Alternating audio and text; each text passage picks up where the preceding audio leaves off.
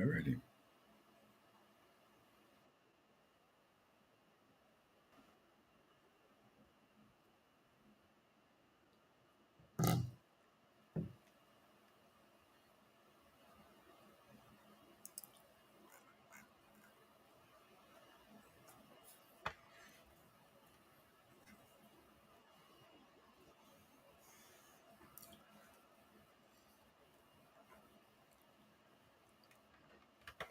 And good morning, everybody, and welcome to another edition of the Pete Sheppard Show here on the Riptide Media Network. How's everybody doing? Little late start this morning, but that's okay. Trying to get away, get rid of some gremlins, some technical snafus. And as you can see, I am not in the luxurious Naples Wealth Planning Studio today, but I am at Isola della Cucina, which is my kitchen island right here in my beautiful home in Fort Myers. They were doing some renovations at the office where the studios are today. So we are here live from my kitchen as the sun starts to come up here in Fort Myers, where it is already, I believe, 78 degrees.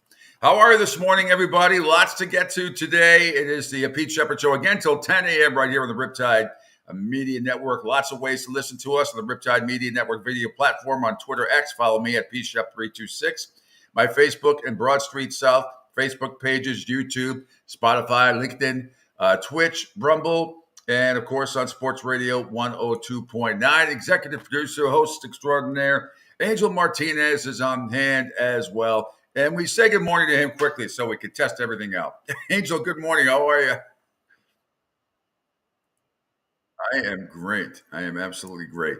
All things considered, thanks to your help again, we got this thing going remotely. Everything so far is sounding, I guess, okay, which is good, which is all I care about. So we got lots to get to today. Some great guests coming up at 9:05. Sean McAdam. Yes, we're actually going to talk some baseball. We're going to talk some baseball because my Red Sox are sort of on a roll, but man, oh man, Angels, Philadelphia Village with the best record in baseball, and they are on a major roll. So we'll talk with Sean at 9:05 a.m. Mia O'Brien, one of our favorites from 1010XL and Helmets and Heels show, will join us at 9:30. Lots to get into with the NFL and college football as well. Some big things. There's some interesting stuff going on, particularly at Florida State, which she is very close to. So we'll get to all of that as well. Meanwhile, the phone number, as always, is 727. That's the one thing I forgot to write down. 727 858 6650. 727 858 6650. That is the number to text or call the show. And all the stuff that we play, all the texts that come in on all the platforms, either I can see it or Angel can see it. So it's good stuff. Oh man, what a night last night! A quick rundown of what happened in sports last night.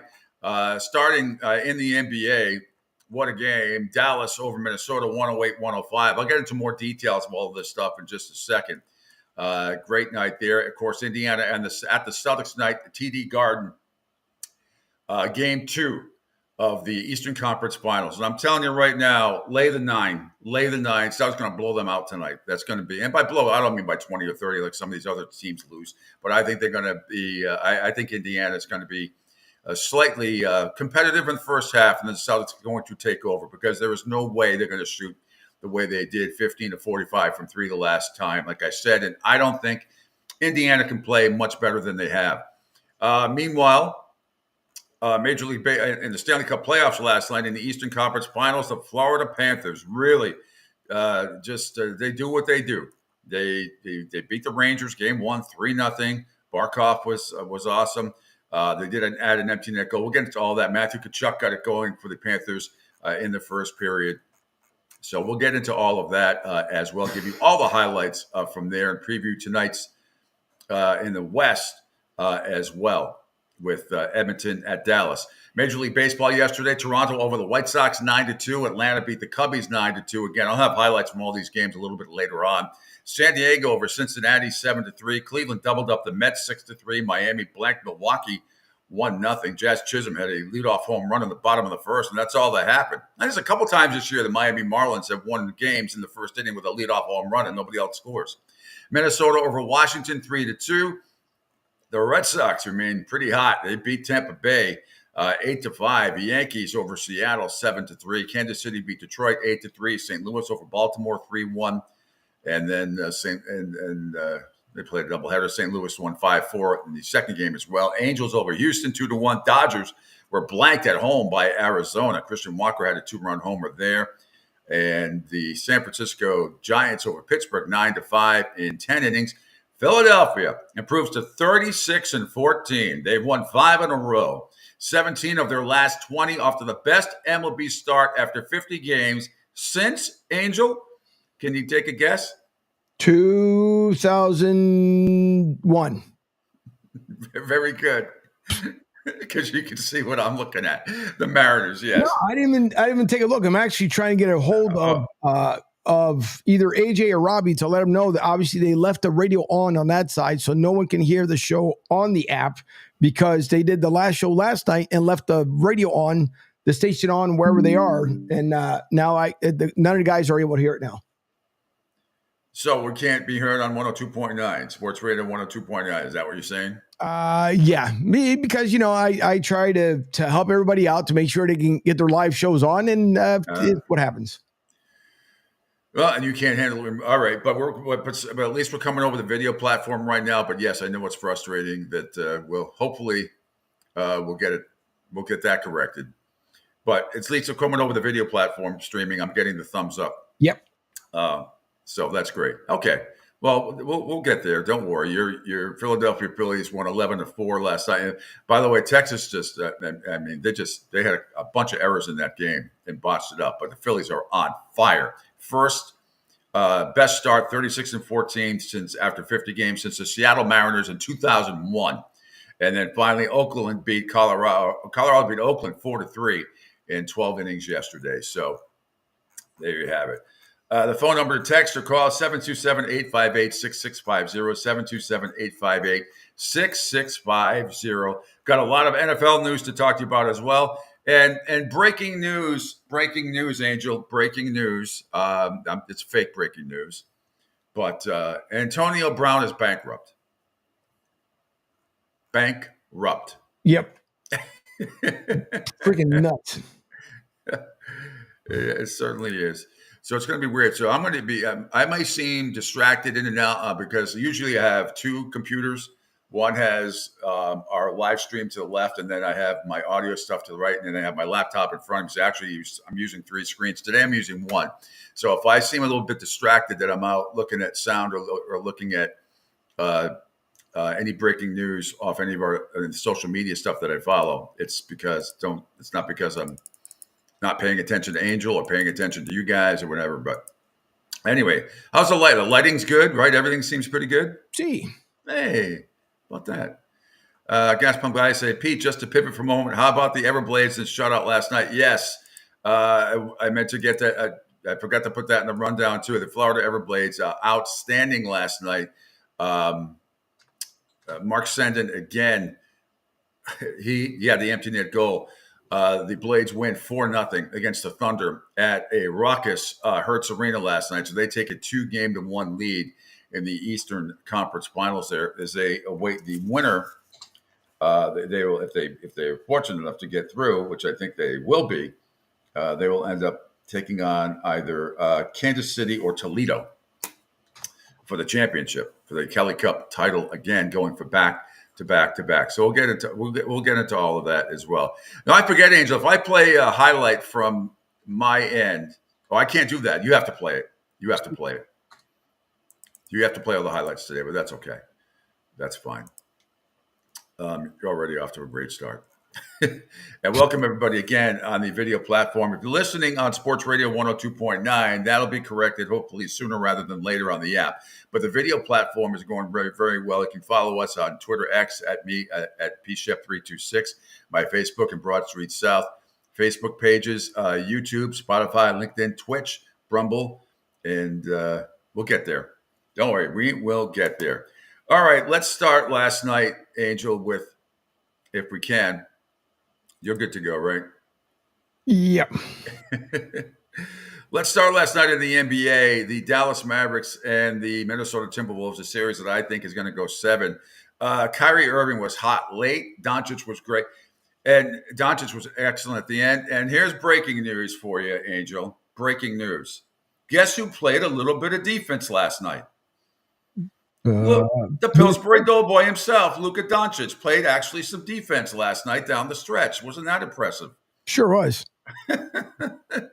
So anyway, let's begin with some of the highlights if we can. No, I have to go down and scroll to my highlight. Here we go. All right, let's pick it up in the let's take the second cut down. Kyrie Irving floats in the one to end the first half. And Washington, Irving, McDaniels is on him. Kyrie plays his way in. What a great play! What a first half by Kyrie. Killer drive and 2 for Kyrie Irving. Well, he caught the ball on the move, right? So he was already coming downhill. Next, you want TNT, of course, the great Kevin Harlan and Reggie Miller there. That put the 62-59 Minnesota up in the second quarter. Meanwhile, let's see. As we scroll down a little bit further, Luka Doncic finishes the one and over Anthony Edwards in the second quarter. Up on him, Edwards.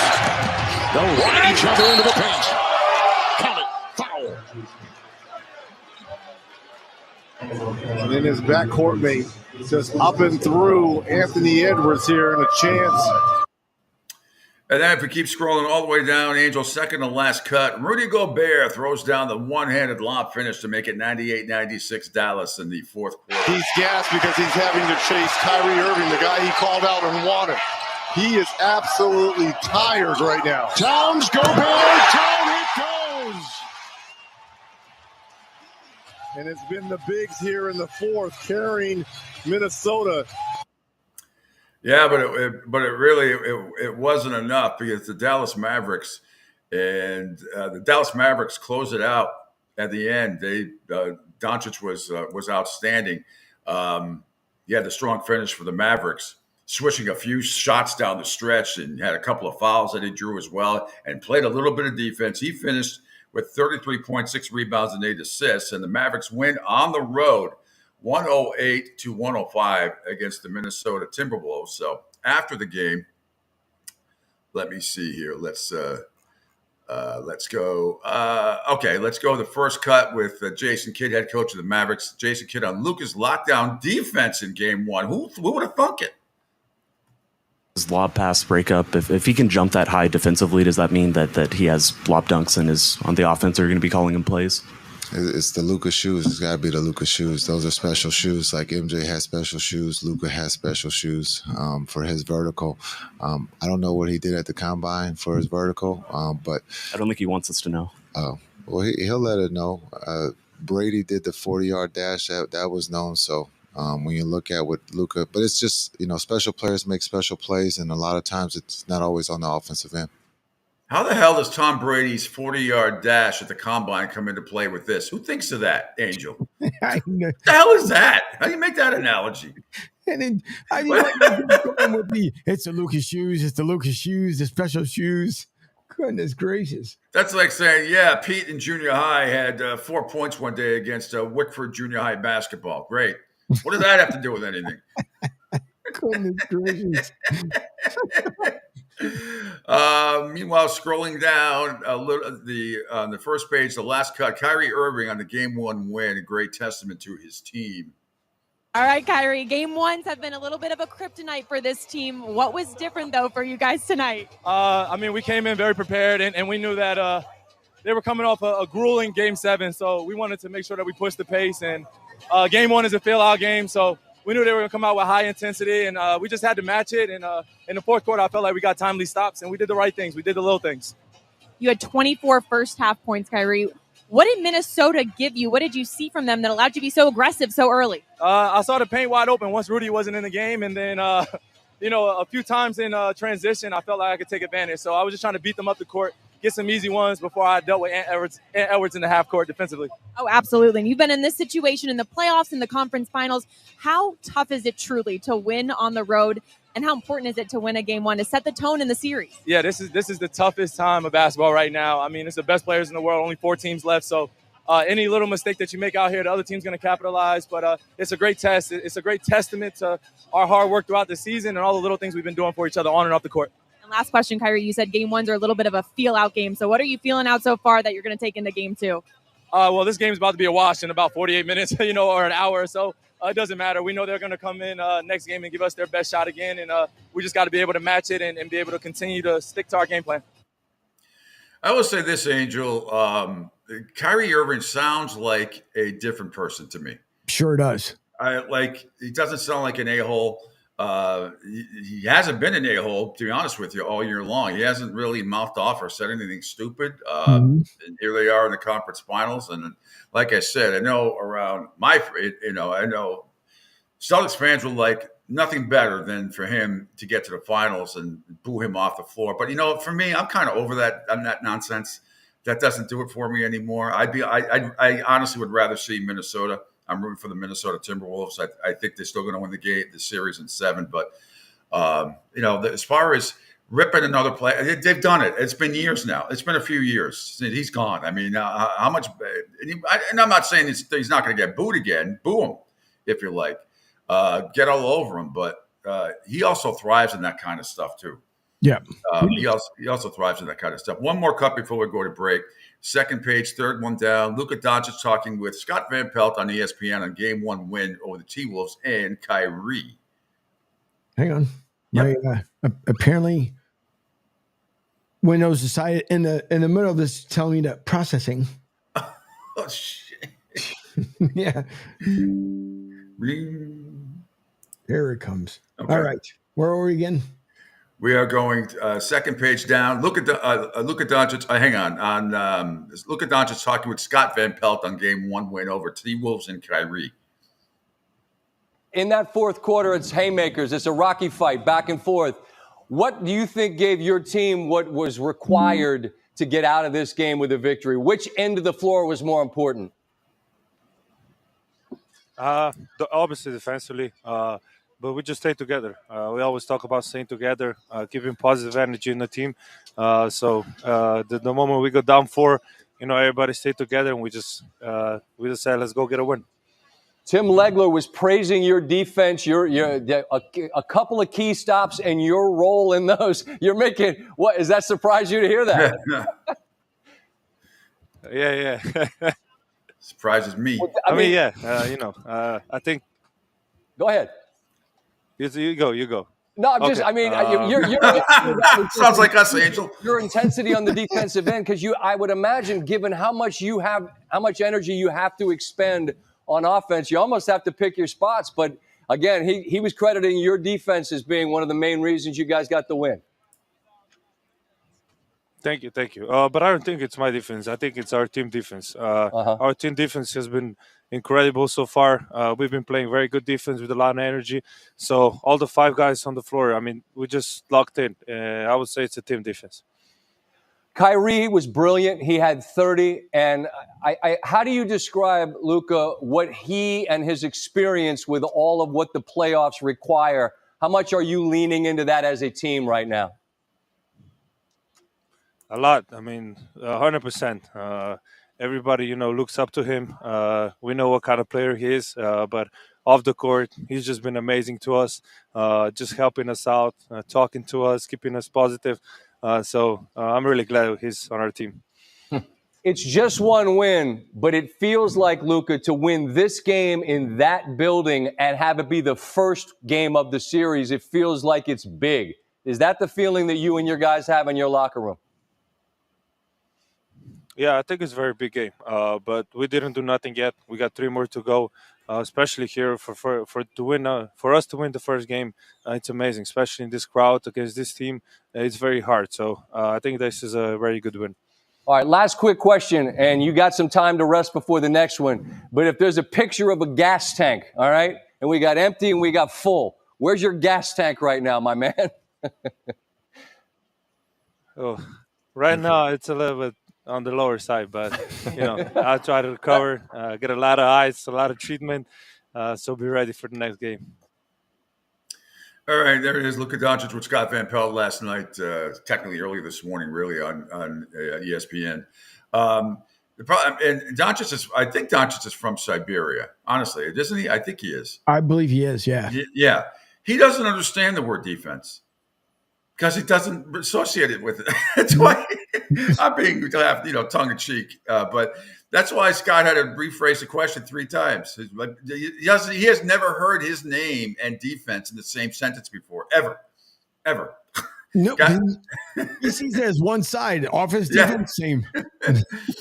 Gas guy said, sounds like Kyrie is happy where he is and enjoying playing with his team. Yeah, it certainly does, Gas guy. All right, Angel, let's take a quick break. And when we come back, we'll have the Game 2 preview for the Celtics tonight, hosting the Indiana Pacers at the Garden. Also a Game 1 recap. The Florida Panthers taking it to the New York Rangers at MSG. As if those poor Knicks fans haven't had enough. Now they watch their Rangers get blanked at home. Oh, it's a fabulous thing. It's a fabulous thing. Sorry, New York. And we'll have a MLB rundown as well later on today. Sean McAdam, columnist for MassLive.com, will join me at 9:05. Mia O'Brien at 9:30 from 1010XL. Helmets and Heels show as well. We'll talk some NFL and college football. All part of the Pete Sheppard Show right here, not in the Naples Wealth Planning Studio today, but from my home at Isola della Cucina, at my kitchen island, and, of course, always here on the Riptide Media Network. US Kids presents What to Expect When You're Expecting. A teenager. Learning the lingo. Today I'm going to help parents translate teen slang. Now, when a teen says something is on fleek, it's exactly like saying, that's rad. It simply means that something is awesome or cool. Another one is totes. It's exactly like saying, totally, just shorter. As in, I totes love going to the mall with Becca. Another word you might hear is jelly. Jelly is a shorter, better way to say jealous.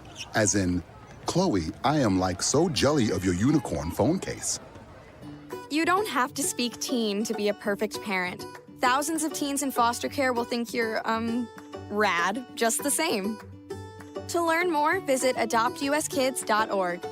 A public service announcement brought to you by the U.S. Department of Health and Human Services, Adopt U.S. Kids, and the Ad Council. This is the story of a very special woman. In a matter of seconds, she turned herself into a great mathematician or an entrepreneur. Her knowledge was limitless and still is. She could also make monsters disappear, especially those that lurked in the shadows under the bed. Once, this woman put back together a teenage girl's broken heart, which had been shattered in 1,000 pieces, just by giving her a bear hug. She masqueraded as a regular person at work, but as a superhero at home. Everyone knows her as Gabriella. I still call her Mom. Your hero needs you now, and AARP is here to help. Find the care guides you need to help, complete with tips and resources at aarp.org/caregiving. A public service announcement brought to you by AARP and the Ad Council. Hey, Dad, your prescription will be ready in just a minute. Hey, Dad, your laundry will be ready in just a minute. Dad, your lunch will be ready in just a minute. Hey, honey, why don't you take a minute? When you help care for a loved one, you give them as much time as you can, making sure they're safe and comfortable. But it's just as important that you take some time for yourself.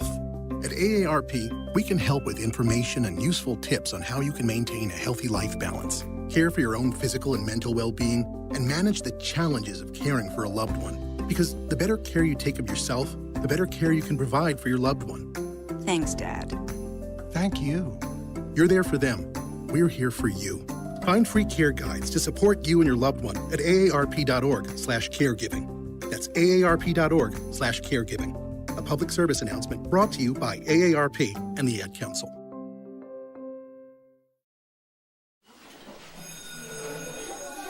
All right, class, let's hear what everyone did this weekend. Jill? Well, I raised my older sister to a big oak tree. It was at least 100 years old. My mom said I must have set a record or something. And then we went down by a stream and perched up on this huge rock and saw all of these little minnows swimming around way below us. And then I rescued my little brother from an evil slug king who was guarding him in the bush fortress. And my sister and I brought him back to our super twig fort for safety. And then we all laid out and told stories until it got dark. And the Big Dipper led us all the way home. Awesome. Where were you, Jill? Yeah. We went to the forest. It's not that far away. Anyone want to come this weekend? Ask your parents to take you and your friends to the forest this week and find the fun, adventurous you. It's closer than you think. Check out discovertheforest.org. Brought to you by the U.S. Forest Service and the Ad Council.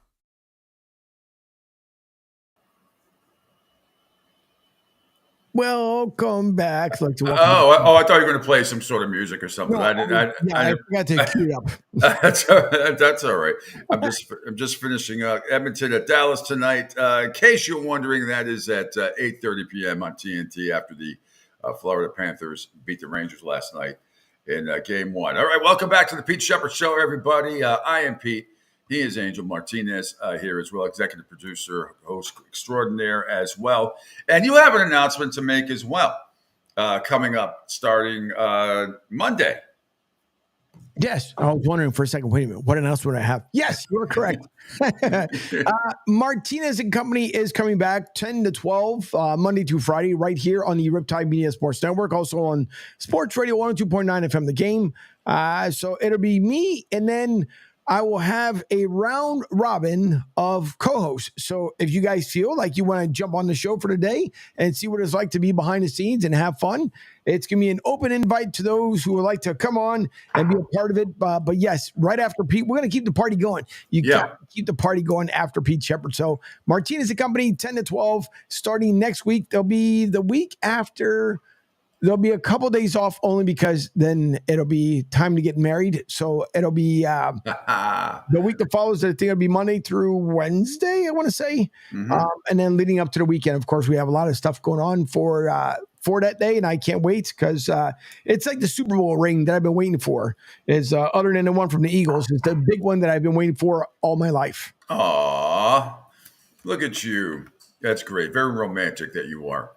And the lovely Debbie. She's a great lady. I told you, with a very, very infectious laugh. She's very sweet.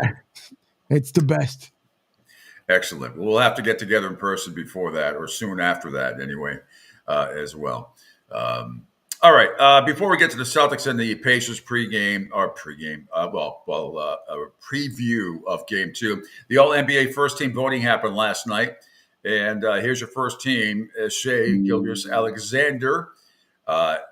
He had the most points, tied with from OKC with Nikola Jokic of Denver. They each had 99 first-place votes and 495 total votes. Luka Doncic from the Dallas Mavericks as well. He had 98 first-place votes and 1 second-place vote. Giannis Antetokounmpo from Milwaukee is on the first team. He had 88 first-place votes and 11 second-place votes. And rounding out the top 5 from my Boston Celtics, Jason Tatum, rightly so, 65 first-place votes, 34 second-place votes, so 427 overall. So Shai Gilgeous-Alexander, Nikola Jokic, Luka Doncic, Giannis Antetokounmpo, and Jason Tatum round out your first team. Would you like to hear the second team? Sure. Second team would be Knicks guard Jalen Brunson, outstanding. Also, let's see, joining Brunson and Anthony Edwards on the second team. Phoenix's KD, Kevin Durant, earned his 11th selection, tying for the 12th most in NBA history. Clippers forward Kawhi Leonard, who was tabbed for the 6th time and first since 2021. And the Lakers, Anthony Davis, who picked up his 5th selection and first since 2020. So the most first-team All-NBA selections. For the first of all, there's only 4 active players that have more first-team All-NBA selections, and Luka Doncic is 5. Doncic is only 25 years old. So LeBron James in 21 seasons had 13 selection. KD in 16 seasons has 6. James Harden in 15 seasons has 6. Giannis Antetokounmpo, 11 seasons has 6. Luka Doncic, 6 seasons, 5 selections. That's a good percentage. Sure is. That's a great percentage. So there you have. There's your first team. Yeah, and Tyrese Maxey was not part of it, and I don't understand it, but hey, whatever. Well, I mean, yeah. I thought Maxey had a chance to get to the second. It's so hard. There's probably a third team out there too that's out there. Yeah, but then as it's goes like the scrubs. Like, you, and yeah, I guess you. Come on. Yeah, but if you're one of the top 15 players in the NBA, I mean, that's pretty good.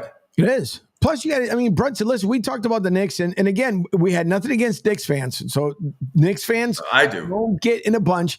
Brunson played lights out, and the one thing that we had just mentioned on the show was without Brunson, they weren't being able to win, and we saw that. So and nothing against my head off to the man because he actually played very well for the stretch that he did, and he was, I think too, if I remember, Pete, he had a hamstring or something that was affecting him as well, but yet he powered through it. So again, Brunson played lights out. Can't take it away from him. No, and I mean, if they included playoffs, Maxey absolutely would have been there. But even down the stretch with the Sixers, the last 5 or 6 games that they needed to win, he was outstanding. There's no doubt about it.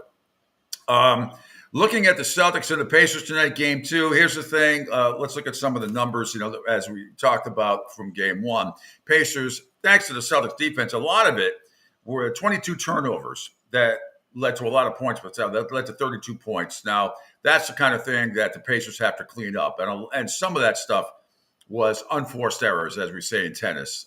They dribbling off your foot. Stuff that the Celtics had some of those too. They just didn't have 22. They had 15. They got to cut down on that as well. And the worst turnover came for the Pacers about 8.5 seconds to go, with them leading 117 to 114. And Siakam, who was it through him? Nemhan's inbounding pass went right through his hands. Yep. See, that's the kind of stuff and at this point in the season, that cannot happen. And like I said, the Celtics had a couple of those brain farts too. They really did. But Aaron Naismith had 5 turnovers. Miles Turner had 4, accounting for 9 of the 22 giveaways. But Therese Halliburton also turned the ball over 3 times, including twice in a couple of key moments. Again, dribbled the ball off his foot. That's when the Pacers were up by 3 with 27.7 seconds left in regulation. Then he loses the ball out of bounds with 1:02 remaining in overtime. Meanwhile, Jason Tatum's going crazy, hitting threes and getting 10 of his 36 points in overtime. So, and of course, the Celtics have lost game 2 this year to Miami and Cleveland. But I don't think that's going to be the case tonight, Angel. No, I don't think so. You got plus Drew Holiday. You guys were extremely, extremely lucky to get Drew Holiday the way they did, and truthfully got him literally for a steal. But Drew Holiday's been playing lights out too. Him now off. Hartford's been trying to come off the bench and assist as much as he possibly can, doing a great job. But Boston, I still think, truthfully, it's for Boston to lose. I think they'll still go to the finals. I mean, Indiana's going to give them a hell of a run tonight. I can feel it. We saw in game 1, and I don't see why that would change for game 2. But it's been, again, listen, Philly fans, I know. Don't get upset. I know. But Boston has been playing well, and I did mention that if someone's going to come out of the East, I would like to see Boston do so because they begin, they're so close. Not that we need a ring. It's been a while since we've got a ring, but it's nice to see that Boston's bringing back to the way they've been from years past, and I can't take anything away from them. So I'm just waiting to see. Obviously, the Bruins couldn't do it. We get it. We understand it. But now it's up to Boston to represent up there in New England.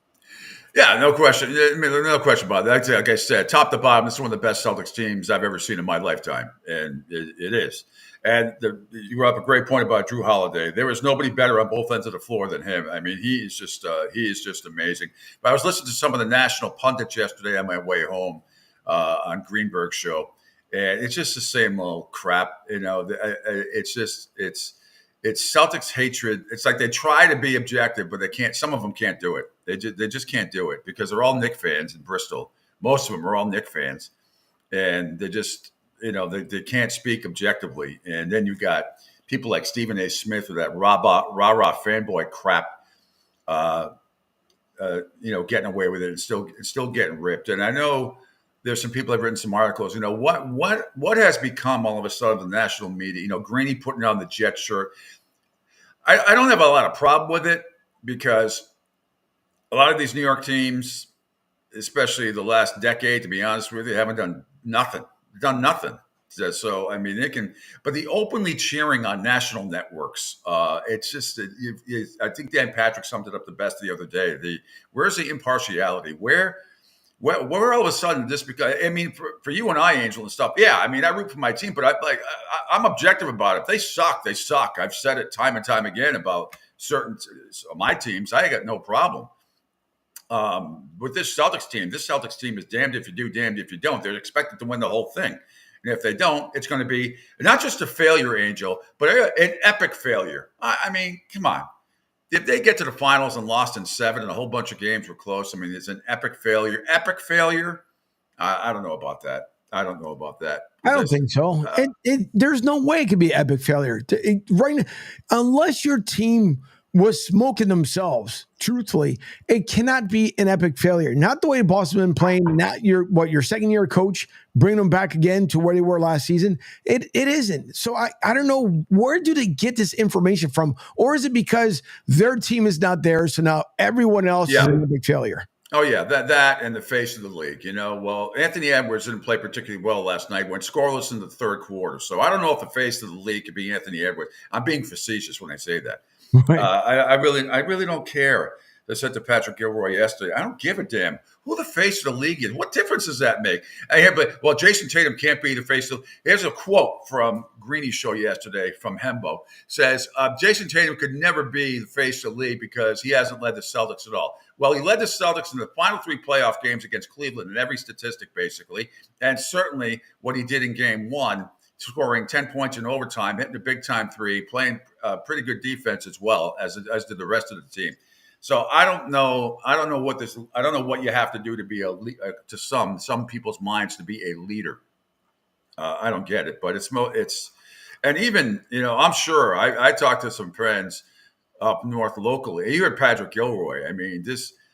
I just think there are talk show hosts out there that watch 3 basketball games before the playoffs start. They just don't have any idea. And some of these people, nationally and locally, no matter what market you're in, that are covering the NBA, you people need to go back and watch some of the tapes from the 80s and 90s because I don't think you'd be able to handle the swings that happen. I mean, God forbid, your great Philadelphia 76ers teams, my great Boston Celtics teams, the great Laker teams, they didn't go 16-0. Well, back then they had the mini series and then it was best of 5 and something. But you know what I'm saying? They didn't go 16-0 on the way to championships. Yep. They actually lost games. It actually can happen. You're allowed to lose a game or 2 or 3 even, or have a couple of series go 7 games. It's okay. I told you the Celtics in 08 when they won it, Mother's Day, they're scrapping and clawing against the Atlanta Hawks, a team that they should have, quote unquote, should have won in 4, right? Instead it goes 7. Then they struggle early with the Detroit Pistons in the next series. They finally went on the road and then on their way in the Eastern Conference Finals. Who the hell did they play in the Eastern Conference Finals that year? I can't even remember. But then they went on to play the Lakers and beat them. And beat them soundly in the final game. I think it was Game 6 at the Garden. They really blasted them in Game 6. But, I mean, my God, if you go over and look at some of the box scores from the 80s and 90s, great teams that I think are superior to some of the teams that are playing now, to be honest with you, because there was actually some defense played back then. And I know it's tough to compare errors, but I will anyway.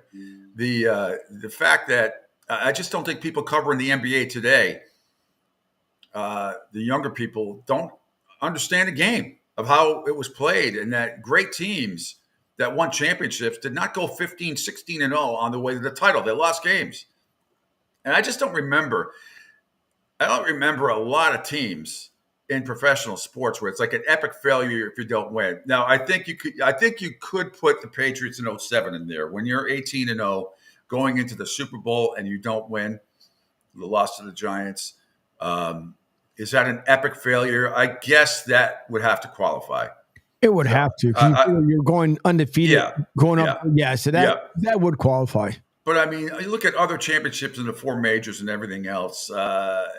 Maybe the Yankees being up on the Red Sox 3-0 in 2004. I guess that's an epic failure. But is it an epic failure, or is the Red Sox that year with a lot of heart and a lot of guts and, the greatest steal of all time with Dave Roberts, the now manager of the LA Dodgers, greatest steal of all time. He gets thrown out there. Series is over. So it's in a lot of sports, it's a game of inches. I guess in golf, you can have an epic failure. You can be up by, this many strokes and choke at the end. Greg Norman, a lot of time. But as far as epic failures go, I mean, I'm looking at the 4 majors. I mean, it's some of these great teams that have had the best record in the NBA and the NHL. And how about Major League Baseball? I mean, the Seattle Mariners won 115 games one year, whatever it was. Is that it? And they got knocked out in the first round of the playoffs. Epic failure. I mean, I think these terms are overused. I think there's a lot of people out there that don't watch a lot of NBA basketball, and I understand it because most of your teams suck. I mean, if your team is good, you're going to watch. And I've been lucky enough to watch almost every single Celtics game this year. So I know how good they are, but I also know how good these other teams are. I know I've been paying attention to Minnesota all year long and Dallas. And I wasn't sure that Kyrie was going to be able to, be a part of a team with Luka Doncic. I wasn't sure halfway through the season. I was waiting for the Kyrie explosion. It didn't happen. So I tip my cap to him. I will. Being objective, you have to tip your cap to him. He's done everything right this year for the Dallas Mavericks, and I think he really feels comfortable there for the first time anywhere. As far as the Cleveland Cavaliers go, they weren't talked about a lot at all. When one of the best players in the league, Donovan Mitchell, but you never heard his name come up much at all because these idiots nationally don't want to talk about small market teams. Yep. And in the same out west, they want to focus on the Lakers. The Lakers trying to get to the. It really is. It's sort of embarrassing from a sports media standpoint that you have these people that think the Lakers move the needle. Show me the proof where the Lakers move the needle trying to fight for a 10 spot. Where is it? Where is this needle? Where is this imaginary needle? I'd like to know. I'd like to know. You go through all these other sports radio cities that a lot of them have ESPN programming, and then they have local programming, Chicago, Cleveland, a lot of places all over the country. They're talking about their teams, but these national people that are on ESPN radio and want to acknowledge like 3 teams, and they get so caught up in the minutia because somebody out there tells them they're moving some sort of imaginary needle. I don't know where this needle is. Do you, Angel? I'm not sure where it is. I don't know. Not at all. But yeah, they keep talking about the Lakers, and it's only because LeBron's in there. So if LeBron decides to go back to Cleveland with his son, because who knows where he's going to end up. But it's the same way. It's always the Lakers, the Knicks, and then whomever else they feel like they need to move the needle on. And just same way, like with JJ Redick, it is. Come on. LeBron said that he's not the one in charge, quote unquote, that he doesn't have to do anything with choosing who the head coach is for the Lakers, but everybody knows he is. I'm glad you brought that up. Can you scroll down under the Thursday section under NBA announces all league first team, and Shams Shania, who's a great reporter, insider, NBA insider, says JJ Redick had a meeting with the Lakers and absolutely is the front runner. This is the biggest farce in all of sports right now, that JJ Redick isn't going to be the next head coach of the Lakers. He absolutely is. So we can play that cut, Angel, whenever you're ready. JJ Redick, James Borrego, New Orleans Pelicans associate head coach, and Sam Cassell, former NBA player, 2-time champion, now currently a Boston Celtics assistant coach. Those 3 have all formally interviewed for the Lakers job. Wow. They are the initial targets for the Lakers. And I'm told JJ Redick had a meeting within the last several days in Chicago with the Lakers. There was a draft combine last week in Chicago. JJ Redick made a surprise appearance. He is a very real candidate. He's a legitimate candidate. In some corners, he's seen as the front runner for the Lakers job. And I think all the questions around JJ Redick are the readiness. Being a rookie head coach, is he ready to be thrust in this position with LeBron James, Anthony Davis, and this roster? Those are all questions they're going to have to answer internally and with him. They're going to have a narrowing process in this search. All right, and absolutely right. And I'll tell you, I will walk backwards, not to Syracuse, Angel, but I'll walk backwards around the studio if JJ Redick is not the next head coach of the Lakers. I mean, this is the biggest breaking news story ever. I can't read Gas Pump Guy's comments, Angel, because it's too small, even with my glasses on. Yeah, no. He says, guys, I don't know where there has to be a face of the league and why can't it be faces of the league? Like back when Mike played, when there were multiple faces. Absolutely. Back in the day, it was Magic and Bird. I throw Bernard King in there from the Knicks. I throw Dr. J, of course, from the 76ers. Moses Malone. I mean, faces of the league. Kareem, Olajuwon. The list is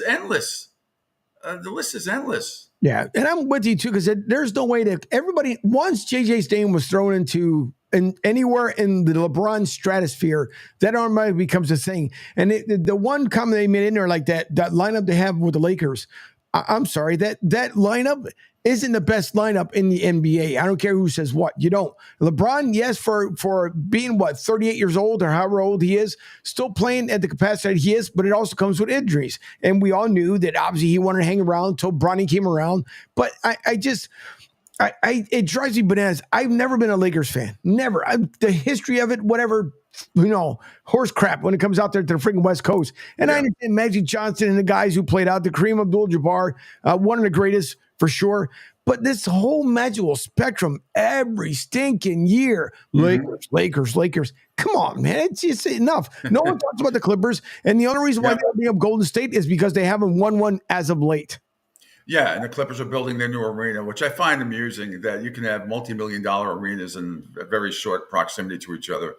Before we go to break, I do want to say, Caitlin Clark played her butt off last night again. I just saw the highlights this morning on ESPN. I think the 84 points, I think they lost 88-84 last night. They're 0-5 now, but she assisted or scored on 35 of the 84 points. I mean, I don't know what people expect of this young lady, but it's ridiculous. Charles Barkley ripping the female population of America because they're busting her chops so badly. If we can play that cut, Angel, before we go to break. You women out there, y'all petty, man. Hey, LeBron, you're 100% right on these girls hating on Caitlin Clark. Y'all petty, girls. I expect men to be petty because we're the most insecure group in the world. You are. Y'all should be thanking that girl for getting y'all ass private charters, all the money and visibility she bringing to the WNBA. Don't be petty like dudes. Listen, what she's accomplished, give her flowers. Stop being petty, all you women out there. He got y'all ass charters. She bringing all y'all this money to the table, but y'all being petty like dudes. LeBron, you are 100% right. Y'all girls, stop being petty. Caitlin Clark, thank you for bringing all that money and shine to the WNBA. Well, they're going to hate you. He's absolutely right. Yes. Chuck is right. I mean, guys can be a little petty sometimes. I get it, or a lot of whatever. But these catty women out there that are jealous of Caitlin Clark, and it's not just that she was responsible for the charter flights and all that stuff. She is, but people got to understand the WNBA right now. Yesterday, how come I can't see you? Are you on the? Yeah, I'm here. Oh, there you are. You're down there, but you're not up here. Because it's a black screen up on my right, but I see you down below. If that means anything. Well, I can see us both unless something weird has happened. I can still see us both on the feed. I can't on the live preview on the live. I cannot see you on the live. It's a black screen on my end. I can see you down here. Yeah. I think LeBron may have gotten hold of the plate that he utilized and told him just put them black. But my final point before we go to break, and then we'll recap the Stanley Cup playoffs and do an MLB rundown when we come back, is that the WNBA has never been more popular right now. But ladies and gentlemen, boys and girls, I hate to break the news to you, and you can go look it up. I mean, the league still loses money. The only thing the charter flights are going to do is increase more to get them more in the red. I mean, that's a fact. They already said it. People broke down the numbers. The league isn't making this, despite the popularity that is going. And I'm not saying you shouldn't watch, because I have never watched WNBA games in my life until this year. And I'm not saying start to finish, but I'll sit there if there's a break going on in one of the other games that I really want to watch. I'm watching Caitlin Clark. I find it fascinating. In fact, I thought the other night when I thought she was done for the year, her ankle was backwards. It seemed that way when she took that step in the game earlier this week. I thought that was it. She slammed her hand down on the floor like a lot of, when athletes slam their hand on the ground, whether it's football, basketball, baseball, or hockey, that's something is really, really wrong. And I give her a lot of credit for coming back, because I thought she was done. I thought she snapped her ankle in half, and that would have been horrible. But despite all the success of the WNBA, they're losing money. They're still losing money. Yeah. So it's the fact that I'm glad they got the charter flights. I think they deserve it, no question about it. But this, it's still, it's still a niche sport, no matter how you want to look at it. I think it's great for young ladies for them to look up to these athletes and all that stuff. And the women probably set a better example most of the time in sportsmanship than the men do. I don't think there's a lot of Draymond Greens in the WNBA. I hope there wouldn't be anyway. But look, she's on. I'm watching. I'm watching. I'm clicking on from time to time to watch. Yeah. It's not something I would normally have done in the past, not by the longest of yards, but she has captured my imagination about what the league is all about. And like in God, what I do like about it, and I say this all the time in the women's March Madness as well, I say the same thing about the LPGA. You want to learn how to golf properly, watch the women on the LPGA. You cannot watch them. You can't swing most of it. You can't swing like the Shambo swings. You got to swing out of your shoes. I mean, my whole body would dislocate if I tried to swing like that. Same thing in the WNBA. I know there's a lot more threes now than there used to be, but there's also what I like to see a lot in the NCAA Women March Madness. There's a lot of fundamentals that you don't see on the men's side. A lot of pick and rolls, a lot of old school stuff, defense. It's not all dunks and threes, especially in the WNBA, because not a lot of girls can dunk. So you take that aspect out. So you're actually seeing, the picket fence from Hoosiers. You're seeing high screen pick and rolls. You're seeing a lot of different things fundamentally on both ends of the floor that you would not normally see in the NBA or in men's March Madness. So you want to learn how to play basketball fundamentally, watch the WNBA. Don't watch the NBA. You'll be shooting threes all game from half court. Sure. All right, quick break. When we come back here, we will get right back into it. Stanley Cup playoff recap last night between the Rangers and the Florida Panthers. We'll also have an MLB rundown later on in the program next hour at 9:05. Sean McAdam, columnist from MassLive.com, will join us. And also at 9:30, Mia O'Brien from 1010XL and Helmets and Heels. She will join the show as well. It is the Pete Sheppard Show, live today from Isola della Cucina. That's my island kitchen table right here, because they are doing some maintenance today at our luscious Naples Planning Studios. We'll be back there tomorrow. But the Pete Sheppard Show will continue after this short break right here on the Riptide Media Network.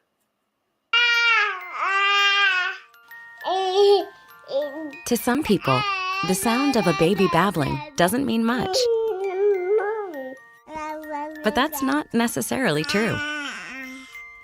By 6 months, they're combining vowels and consonants. By 9 months, they're trying out different kinds of sounds. And by 12 months, their babbling is beginning to take on some meaning. Especially if there's no babbling at all. Little to no babbling by 12 months or later is just one of the possible signs of autism in children. Early screening and intervention can make a lifetime of difference and unlock a world of possibilities. Take the first step at autismspeaks.org. A public service announcement brought to you by Autism Speaks and the Ad Council. The following is made possible by Dad. Why was the basketball court all wet? Because the players kept dribbling all over it. The dad joke. Corny, grown-worthy, but also one of the simplest ways to share a moment with your kids. Why do you have to be careful when it's raining cats and dogs? Because you might step in a poodle. And kids that spend more time with their dads grow up to be smarter, more successful. Can I tell you a cat joke? Just kidding. And with any luck, funnier adults. Why didn't the skeleton go to the dance? Because he didn't have any body to go with. Dad jokes rule. So take a moment to make a moment and give your kid a laugh. It's as easy as going to fatherhood.gov. Brought to you by the U.S. Department of Health and Human Services and the Ad Council. That's really funny. Okay, men. This is your time. Maybe you didn't choose this, but you're here now. You're gonna go out there and be an all-star caregiver. It's up to you. So what are you gonna do? You're gonna go grocery shopping. Cook, clean, be there emotionally and physically. You gotta dig deeper. Drive them to physical therapy, doctor's appointments. Don't you forget about the pharmacy. No, you won't. Because that's what caregivers do. Don't give up. Don't ever give up. This is your time to show the world, your family, and yourself that you're tougher than tough. Now go out there and be the best caregiver this world has ever seen. Caregiving is tougher than tough. Find the care guides you need at aarp.org/caregiving. A public service announcement brought to you by AARP and the Ad Council. Hi, I'm Danica Patrick and proud aunt. Watching my nieces grow, play, and learn is amazing. But not every child gets to be carefree. 1 in 6 kids in the U.S. are hungry. 1 in 6. That little girl sitting alone at the playground, she can't play like the other kids. She doesn't have the energy because she's hungry. School lunch will be her only meal today. It breaks my heart that this is the reality in our country, but it's something that Feeding America is working to change. Each year, the Feeding America network of food banks rescues billions of pounds of good food that would have gone to waste. This food is then provided to families and children in need. Being a kid should be about using your imagination, learning, and having fun. These children shouldn't have to miss out on simply being a kid because they're hungry. To find out how you can help end childhood hunger in your community, visit feedingamerica.org. Brought to you by Feeding America and the Ad Council.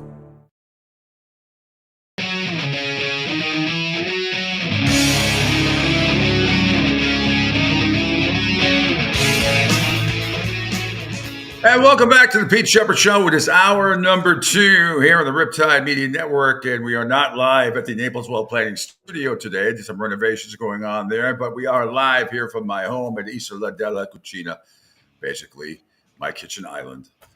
There it is.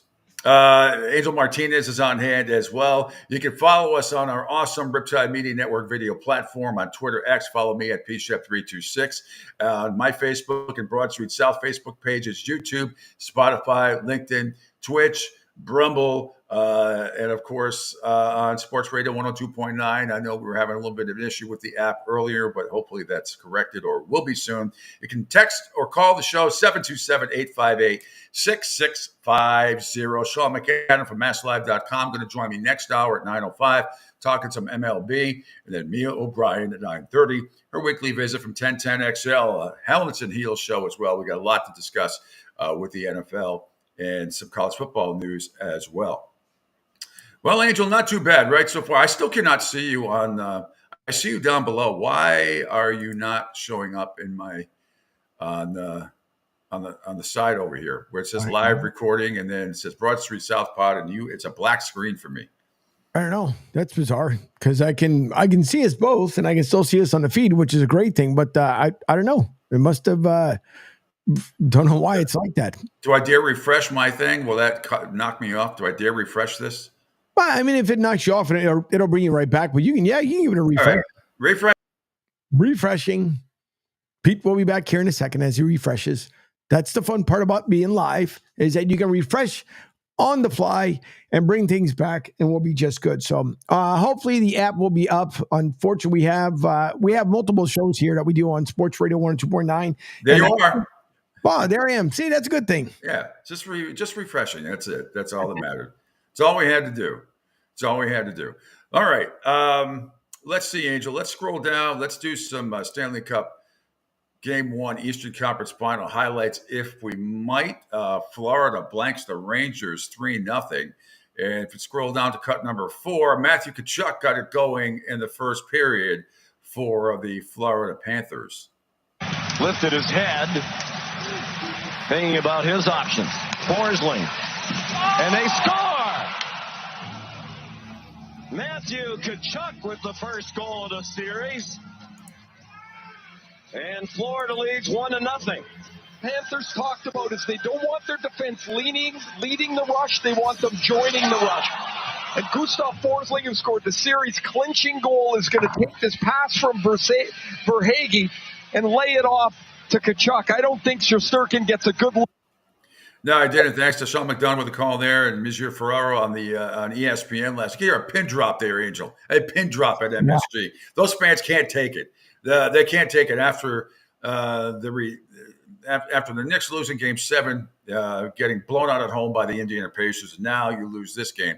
So that made it 1-0 after the Kachuk goal. And what else is new with him? All he does is score in every single big game. He's got a goal in 5 straight games. By the way. Panthers in the third. It was 1-0 until the third period, and then the Panthers scored again on a fluky type of a goal with Alex Lafreniere. That's cut number 2. Got it. Golf it out.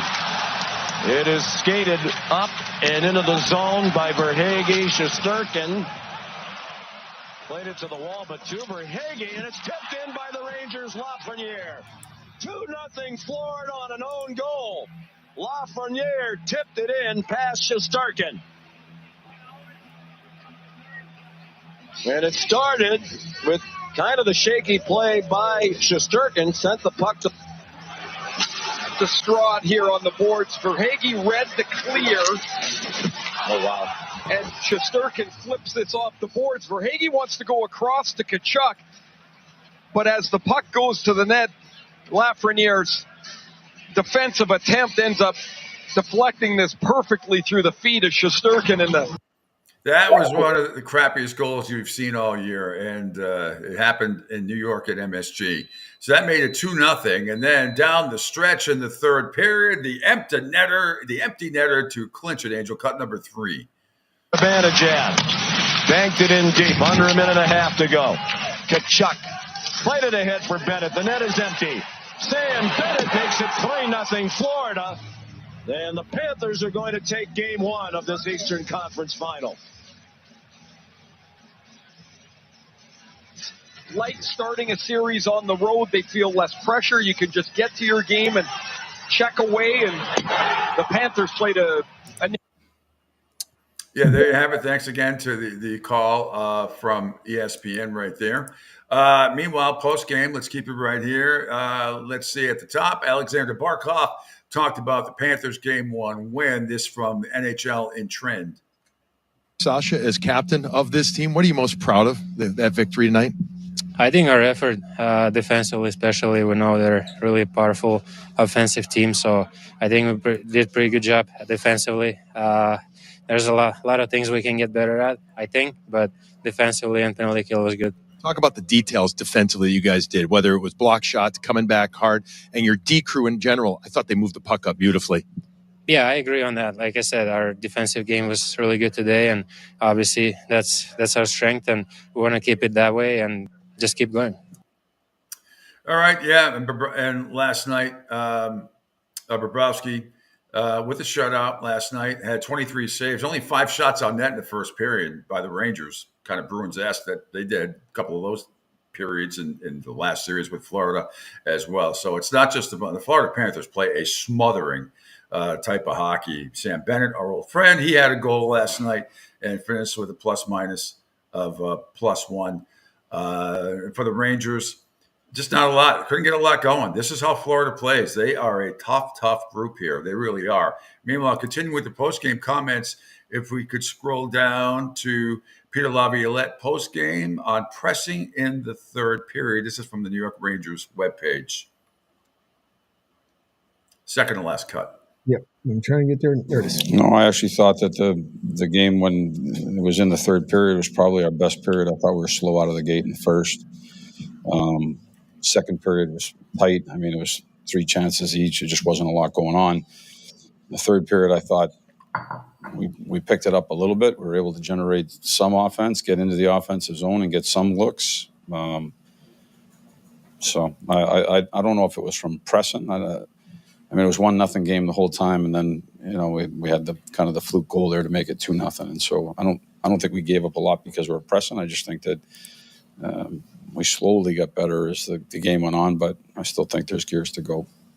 No question. They have 11 shots on net in the third period. Clearly the best period. One more from Mr. Laviolette on what to improve on for Game 2. They've been tight. Well, since the end of the season and through the playoffs, they played extremely tight. I thought we had opportunities that we didn't cash in on early. I thought that we could have executed better. Some of that I got to give to them. Some of it we got to take responsibility with our execution and moving pucks and getting pucks to areas that we need to get to. But, I think that I thought we got a little bit sharper in the third period, but I think our execution's got to be better in the offensive zone, but from getting out of the defensive zone through the neutral zone and then into the offensive zone. Yeah, game 2 tomorrow night will be at Madison Square Garden, and that's going to be seen plenty of teams come back from a 2-game deficit if that's the case. I'm sure the Rangers are going to come back and try to generate a little bit more offense against the smothering Florida Panthers defense the way they play. It's very similar to the last series. It really is. And I mean, the Rangers are a little bit better team, I think, overall than the Bruins were, but they're seeing the same similarities. The Bruins did win game 1 in Florida, 5-1, if I remember correctly. But the way the Florida Panthers play, and Mick Lodger and I talk about it all the time, it's a better version than the New Jersey Devils of the 90s. Yeah. So much better. Smothering. All right, Angel, let's move up to MLB if we could. I'll give you some time. We'll start right at the top of the MLB segment with Toronto. And then usually I play the cut. Angel's doing another great job. More double and triple duty for Angel because we couldn't hear it on my end. Couldn't hear it, so I had to forward the cuts from Total Sports Prep. But by the way, speaking of Total Sports Prep, if I may, Angel's got to do another thing now. But for the best articles and audio, there's only one source that provides everything you need 365 days a year to satisfy your sports brave. It's Total Sports Prep. Staff combs through the best articles and audio so you don't have to. Sports and non-sports kicker stories will leave you laughing all day long. To get your free trial of Total Sports Prep, contact them at info. You can see it on the screen, info@sportsbroadcastingcoach.com. That's info@sportsbroadcastingcoach.com. Total Sports Prep, the name says it all. All right, there you have it. So let's get to an MLB rundown. Coming up after 8:30, lots of NFL news, lots of NFL sound from OTAs, and might even have a couple of videos to play as well. Dak Prescott, with some interesting comments about not playing for money. Yeah, I heard that one.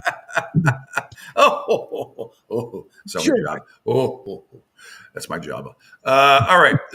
Toronto last night and the White Sox. A lot of runs scored in this game. Cut number 2 here, Angel. Bo Bichette with a mammoth shot coming up in the bottom of the second inning. Bichette sends one to deep center.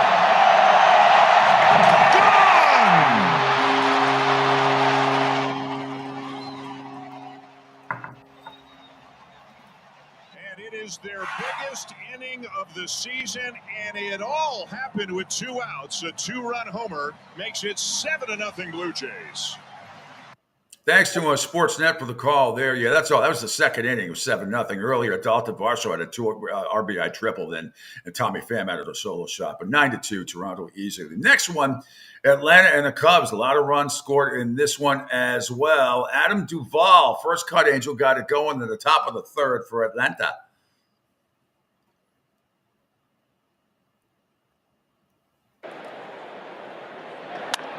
Gives this a ride to center field. Bellinger back, and that ball is gone. Straight away center, 2-run shot for Adam Duvall.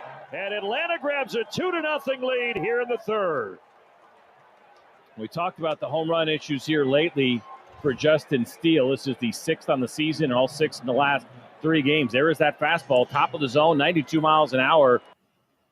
Yeah, thanks again to Bally Sports, which most of you have Xfinity. Can't see any of the games around Bally Sports anymore because Xfinity dropped it because of their little feuds that go on in the sports media world. Meanwhile, so final score there, Atlanta 9 and the Cubbies 2. San Diego and Cincinnati, more runs in this one. In the top of the first inning, Luis Ayez got it going for the Padres. Cut number 3, Angel. The off pitch. And a high fly ball to deep right field for a rise. Home run number 1 of the year for a rise. Puts the Padres on top 1-0. Getting off to a great start, getting on the board, and it's a cut fastball, middle in, up, and he turns on it. Just got done saying that's not his game. Well, guess what? It is now. Home run. 1-0 San Diego. Yes, it is. Meanwhile, they go on to win 7-3. Next game, Cleveland and the Mets. Now, the Mets got last cut down there, Angel. Pete Alonso got it going for the Mets in the top of the first inning. Here's Pete Alonso riding a 7-game hitting streak, and he drives one out to right field, chasing Rodriguez back to the warning track, back at the wall. It's out of here. Pete Alonso with an opposite field home run. 11 on the season for Alonso, and 2 batters in. The Mets have a 1-0 lead. Lindor worked the 11-pitch at bat, and Alonso was watching. Jumps on the first pitch from McKenzie and drives it out of the ballpark to put the Mets ahead. Yeah, I think that's my buddy Gary Cohn on SNY. Meanwhile, second last cut, Angel. Jeff McNeil added to the Mets lead. This now in the top of the second. And he hooks this one to right field. Back goes Rodriguez. It's over his head, and it's out of here. Jeff McNeil homers for the second straight game. McNeil with a line drive home run. His third of the year, his second in 2 days. And the Mets have a 2-0 lead. The last time Jeff homered in back-to-back games, it was 2020 when he homered 4 straight. And now 4 years later, he has them in back-to-back games again. Thanks to SNY. In the top of the fourth, Harrison Bader hit a solo shot as well. So that makes it 3-0 Mets. Then we could scroll up earlier. 3-0 Mets, right? They're cruising. They're banging the ball up all over the place. But in the bottom of the sixth inning, here come the Cleveland Indians, courtesy Andre Jimenez. Hit in the air, deep right field. Stewart's back. He's out of room. It's out of here. What an at-bat by Andres Jimenez, and we're tied at 3. That's all it took was one good swing. And boy, there it is. That picks everybody up. Thanks to Bally Sports Cleveland, which, again, if you have Xfinity, you don't have Bally Sports anymore. So that tied the game at 3. Cut number 2, and then the bottom of the 7th inning, the Indians take the lead for good. Bouncy ball. First major league hit for Jonathan Rodriguez. It might give him the lead. Fry comes home. He's safe. Wow. Congratulations. What a way to get your first hit. Drive in the go-ahead run. And he stayed back on it beautifully and just served it to right field. Found the hole. Fry scored standing. They take the lead 4-3. Cleveland went on to win after being down 3-0, 6-3 to double up the Mets. Sorry, Mets. Meanwhile, Miami and Milwaukee. Here is the only offense you need to know, because this is the only offense that happened in the game. Oh, come on. Oh, sorry about that. And Jazz sends one out to right and clears the wall. Leadoff home run for Jazz. Hitters count, and he did what hitters do, 1-0. 3-1 count.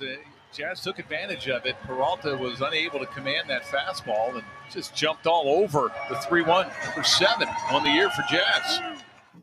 Final 1-0. That's it. Bottom of the first. That's all the offense in the game. That's it. We can go. Thanks for coming. Don't need to buy you $20 beers. Get the hell out of here, you 7 fans that show up to the game. We need to set up somewhere down in Miami, just a separate booth somewhere. You guys want an enjoyable game? Come here. Come watch this. That's all you need. Let everybody else in for free. Maybe they'll buy some $12 hamburgers and $20 beers. Minnesota beat Washington 3-2. No need to play any highlights there. My Red Sox, they were down in this game. Let's play cut number 2, Angel, early from Bally Sports. Again, I couldn't watch this game even down here because I have the MLB package, but when they play the Marlins and the Rays, it gets blacked out over here on my package. So I couldn't see. I just saw some of the highlights. But the Rays got it going in the bottom of the second to last cut, Angel. Come on. Play nice. Ground ball. That's going to go through the middle. Paredes will score. Here comes Aranda. He's going to score. Caballero breaks the Rays out in front. 2-0 with the base hit into center. Now you take advantage of that infield being pulled up a little bit. Yeah, it sure did. They're up 2-0, but let's head to cut number 1 in the top of the 5th inning. Here come the Red Sox. Yeah, hitting the ball hard, too. 0-2. The looper toward right field. Palacios will not get it. It's down for a hit. Wong coming in to score. The throw to third will not get Devers, and the Red Sox forge into the lead. It is 4-3.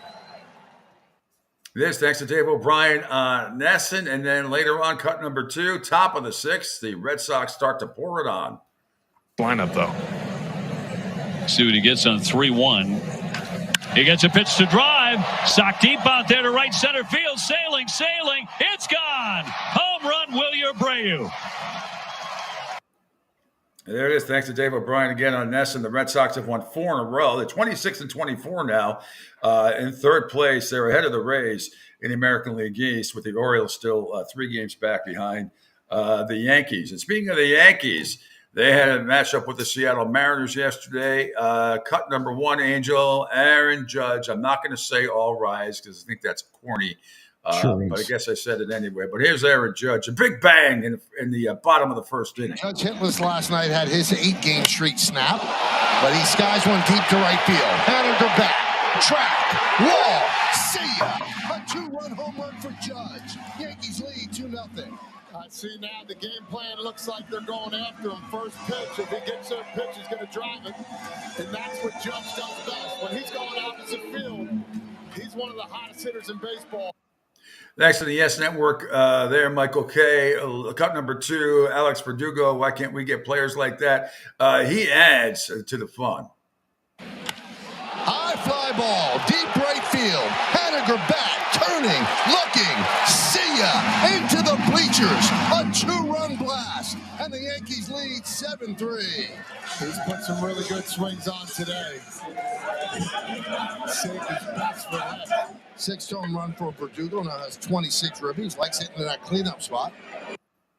Yeah, it sure does. Earlier, Juan Soto blasted a 1-2. It was made it 4-0 Yankees early, but that was 7-3, and that was the final. The Yankees beat Seattle 7-3. Kansas City beat Detroit by a score of 8-3. No need anything there. St. Louis over Baltimore 3-1. And here was basically the game-winning hit that happened in the bottom of the 6th inning by Nolan Gorman. Tough matchup here with the lefties with Gorman. The big key is just keeping that shoulder and hip in. Swing drive. That ball's hammered. A 2-strike rocket from Gorman puts the Cardinals in front. Hats off to Nolan Gorman. 3-1 St. Louis. The lefty-lefty matchup goes the Cardinals' way. Fastball down and in, the 8th home run of the season for Nolan Gorman. Jumps all over this. What a swing of the bat right there. Yeah, that made thanks to that made from Bally Sports. Now, if you scroll down to game number 2, the first game was 3-1 Baltimore. Game number 2, Angels, St. Louis and Baltimore went at it again. Now, let's scroll down to listen to this, a 3-run Little League home run. Listen to this Bad News Bears moment, courtesy of Brendan Donovan. Smoke toward right center. That's down for a base hit. 1 run's going to score. Carlson streaking around third. They're going to wave him. Here's the relay to the plate. Hits up the line. Donovan tries for third. He's safe. Ball gets away. Donnie's streaking home. Throw won't be made. And the Cardinals take the lead. The proverbial Little League homer puts the Cardinals in front. What a great swing of the bat and hustle by Brendan Donovan. That was from Mid-Atlantic Sports Network, the Orioles flagship. So I give him credit for being kind of not being total homer. It was a Little League Bad News Bears play. St. Louis goes on to sweep the doubleheader. They beat Baltimore 5-4. Angels and Houston. Angels beat Houston 2-1 yesterday. Arizona over the Dodgers by a score of 6-0. In that one, San Fran over the Pittsburgh Pirates 9-5. And in this one, yes, let's go. This one, San Fran over the Pirates 9-5. But there was a big blow by the Pirates in the bottom of the 4th inning. Brian Reynolds. Come on. Drive to right field. near the deck. Cannonball coming. It's granny time. B-Ray says anchor down. That's number 6. What a blast. Grand salami for Reynolds. Bucks up 5-zip. Bucks up 5-6, bottom of the 4th. Easy peasy, right? Wrong. Going to the last cut, Angel. Top of the 10th inning. Here come the San Francisco Giants. On the ground and past the dive of the second baseman Gonzalez. Estrada coming home. The throw is late. He scores standing. Bailey knocks in the go-ahead run. Still nobody out. On the throw, Chapman goes to third. The Giants are set up for more. Great situational hitting, right? Great situational hitting. Yeah, courtesy there, NBC Sports Bay Area. It sure was. They would add 3 more runs, by the way, in the 10th. And San Fran down 5-0 goes on to win 9-5.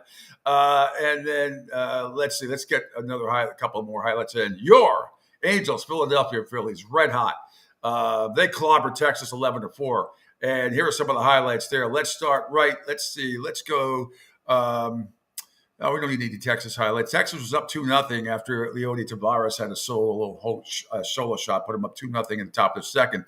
But Texas, let's see. Let's go to cut number 3, Angel. This is where down 2-0. Here's where the Phillies take the lead basically for good, thanks to NBC Sports. Play nice. JT whacks one to deep left field. Going back is Carter. It is long gone. Towering home run for JT. It's his 6th of the year. It's a 12-game hitting streak. The Fanatic is capturing it all. And the Phillies have taken a 3-2 lead. He got a pitch up in the zone, a little hanging breaking ball, and it stayed hanging. Fanatic vision. JT deposits. It's coming at you. A little bit later on in the bottom of the 4th inning, next inning, the Phillies add to it, courtesy Edmundo Sosa. That ball's hit well out to right field. Going back on this hill. It is gone! 14,001! 3-run opposite field home run for Sosa. I mean, it is uncanny how much contribution they're getting from all parts of this ball club. And Edmundo Sosa seemingly does something to affect the game every single time he gets a chance to play, and love his energy, man. And why not? I know you Philly fans are out there, so I'm giving you an extra dose. And so that made it 6-2 Philadelphia. Let's head to the bottom of the 8th, Angel. Bryce Harper sort of seals it. And a high fly ball to deep right field. That's a long one. Number 12 for Bryce Harper. It's 11-4 Phillies. Now, we talked about it in the open. He's starting to heat up quite a bit. Had a tough night early, but then this is what the veterans do. They bear down in every single at-bat. That's what I love about the Phillies. And he gets a little cutter, and he hammers it. Sure does. Well, the Phillies, again, 36-14. They've won 5 in a row, 17 of their last 20. Off to the best Major League Baseball start after 50 games in 23 years. The last team to get off to this good of a start, the 2001 Mariners, who won nothing. But this Phillies team, you got to be excited if you're a Phillies fan, man. This is great. Yeah. It's terrific because you got to figure the biggest crowd on hand was on Sunday, 44,634 for the season. Impressive. And that's not even at capacity at the bank, but this is, and again, I'm not jinxing. That's why I didn't put on any Phillies gear today other than my network stuff. Well, but you're not jinxing anything. There's no jinxes. There's no jinxes or curses. Root for your team, Angel. I do. Believe me, I do. But that's the one thing. No, I'm extremely happy for the way the Phillies have been playing as of late. Still needs some help in the bullpen, but this year somehow magically they've been able to find it. But again, I'm not overhyping them because it's a long season. It is, but it's a hell of a start for your Philadelphia Phillies. It really is. They've been playing solid baseball from the get-go, I should say. All right, we're a little late for a break, but that's okay. Quick break. When we come back, lots of NFL news to tell you about. We're going to hear some sound from a lot of the camps as OTAs continue. I believe they are wrapping up today for most teams. We'll get to hear a lot from a lot of camps in the AFC and the NFC. Again, follow us here on the Riptide Media Network video platform. Follow me on Twitter X at pshep326, on my Facebook and Broad Street South Facebook and YouTube pages, Spotify, Twitch, LinkedIn, Brumble, and is the Sports Radio 102.9 app. Did we clear that up yet, Angel, or was that still kind of in? No, I think Luker must have had a very late show. So Luker normally, for those who don't know, as the station goes on, digital sports station, there's different shows that come on at different times of the evening. Luker, I believe, on Wednesday evenings, and because he's on the left coast, had on a show that didn't start until about 11 o'clock last night, East Coast time. So he may have unfortunately fallen asleep at the wheel and forgot to hit the off switch, and that's why it's been dead. All right. But we are, accidents happen. Yep. We are here, but the video platform is going well. If you want to text the show, 727-858-6650. All right, quick break. When we come back, NFL news to tell you about. We'll check in with a bunch of camps right here. As Pete Sheppard, who the hell am I? I am Pete Sheppard.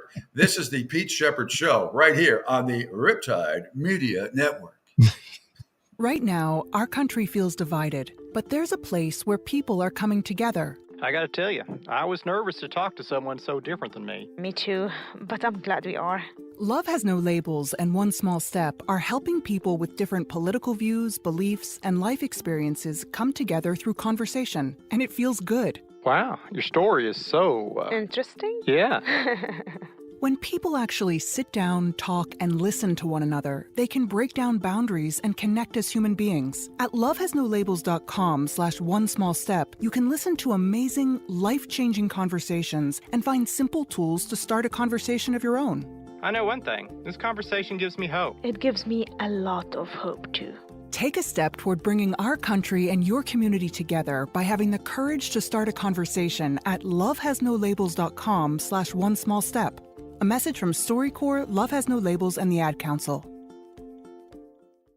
People do some pretty cool things in their 40s and 50s. Why should saving for retirement be any different? I mean, they go back to college, learn new instruments, start skateboarding. Whoa!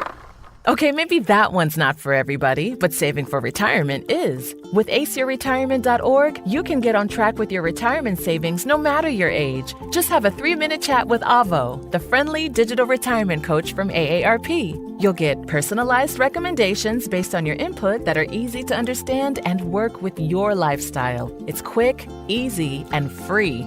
Plus, it's sponsored by AARP, so you know they got your back.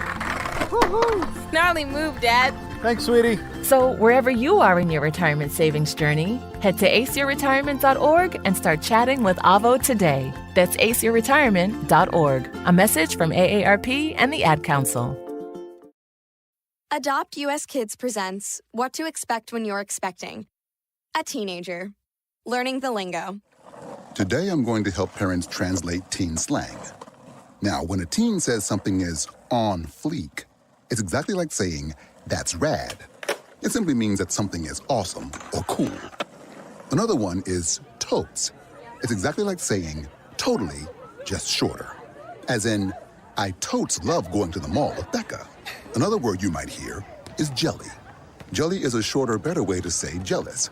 As in, Chloe, I am like so jelly of your unicorn phone case. You don't have to speak teen to be a perfect parent. Thousands of teens in foster care will think you're, rad, just the same. To learn more, visit adoptuskids.org. A public service announcement brought to you by the U.S. Department of Health and Human Services, Adopt U.S. Kids, and the Ad Council. This is the story of a very special woman. In a matter of seconds, she turned herself into a great mathematician or an entrepreneur. Her knowledge was limitless and still is. She could also make monsters disappear, especially those that lurked in the shadows under the bed.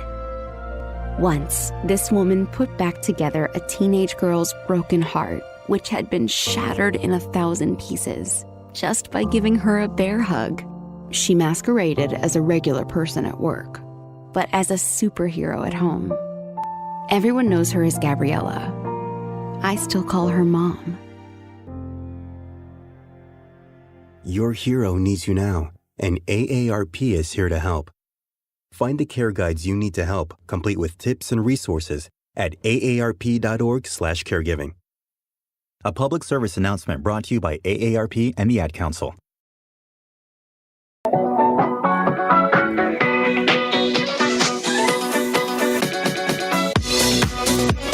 All right, we're back. I don't know if you're playing music. Back here on the Pete Sheppard Show. Welcome back. Here on the Pete Sheppard Show, live on the Riptide Media Network video platform. Not live today from the Naples Well Planning Studio, doing some renovations over there. So I'm here at Isola della Cucina, my island kitchen here, with this beautiful decorative artifact behind me, mirror. I'm afraid to move to show the beautiful view outside my back lanai here. Another gorgeous day here in Southwest Florida. As always, a little hot, but that's okay. It's better than snow. Sure Absolutely is.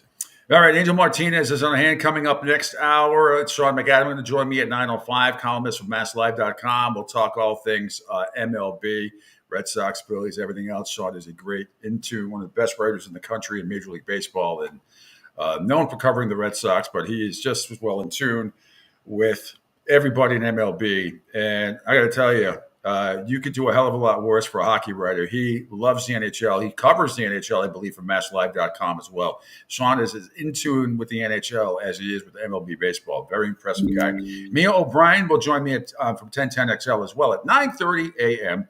Of course, the great show, Helmets and Heels, which is taking the country and the world by storm, Angel. Sure is. By storm. I want to play the video as we talk some NFL. I'm trying to find the Dak Prescott sound that I can play off of my Twitter feed, but I haven't been able to find it yet, Angel. I don't know if you can, but don't worry about it for now. Antonio Brown has filed for bankruptcy. He owes 8 creditors nearly $3 million. He earned over $88 million in his career. He now claims he has less than $50,000 in assets. BOOHOO. What a tool. Absolute tool. Dummy. All right. All right, Angel, you went dark on me again on the right side. I'm going to have to refresh again. Refresh. I can't hear you now. You can't. Well, refresh. I still can't hear you. Refresh. Hang on. I'm going to refresh. Dun, dun, dun. That's what happens every once in a while. Pete will be back in a second. It's what we do as we are live. It's what we do. Pete will be back. Here we go. Now I hear you and I see you. All righties. See, I got to talk to Scotty about the transporter malfunctions that are happening here. I mean, it's not good enough, Mr. Scott. It's not good enough. It sure isn't. By the way, I want to bring something up here. Yeah. Give me a second. Because this here, By the way, Rick says on the text line, Angel hasn't gotten Phillies fever yet. Yeah, you got the fever, Angel, and the only cure is more cowbell. No, you know what I'm saying? No, you got the fever. Yeah, no, I got the freaking fever for sure. I'm not worried about it. Wise guy. Gas pump guy. Angel killing it with the comeback music. All right, so let me bring this up. This drives me nuts. I know you had it up there on your Twitter feed, and you should be seeing it here coming up momentarily. Yes. But this drives me bananas. I saw this. This is, and let me set this clip up because I did you take this off my Twitter feed because I put this out last night. Yeah. For those of you who don't know, what you're about to see, this is disgusting to me. Delta Airlines caught chucking a college golf team's clubs at the San Diego airport before the NCAA championship. So the East Tennessee State University men's golf team filmed Delta employees launching their gear on the tarmac. The team said, nice of Delta to handle our clubs with such care. The team was traveling to the NCAA championships in Carlsbad, California, when the incident happened. Watch this, you a-holes.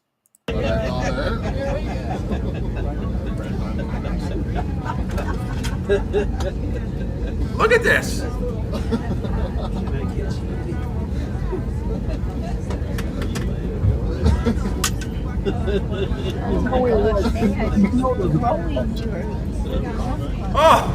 Oh no, I can see.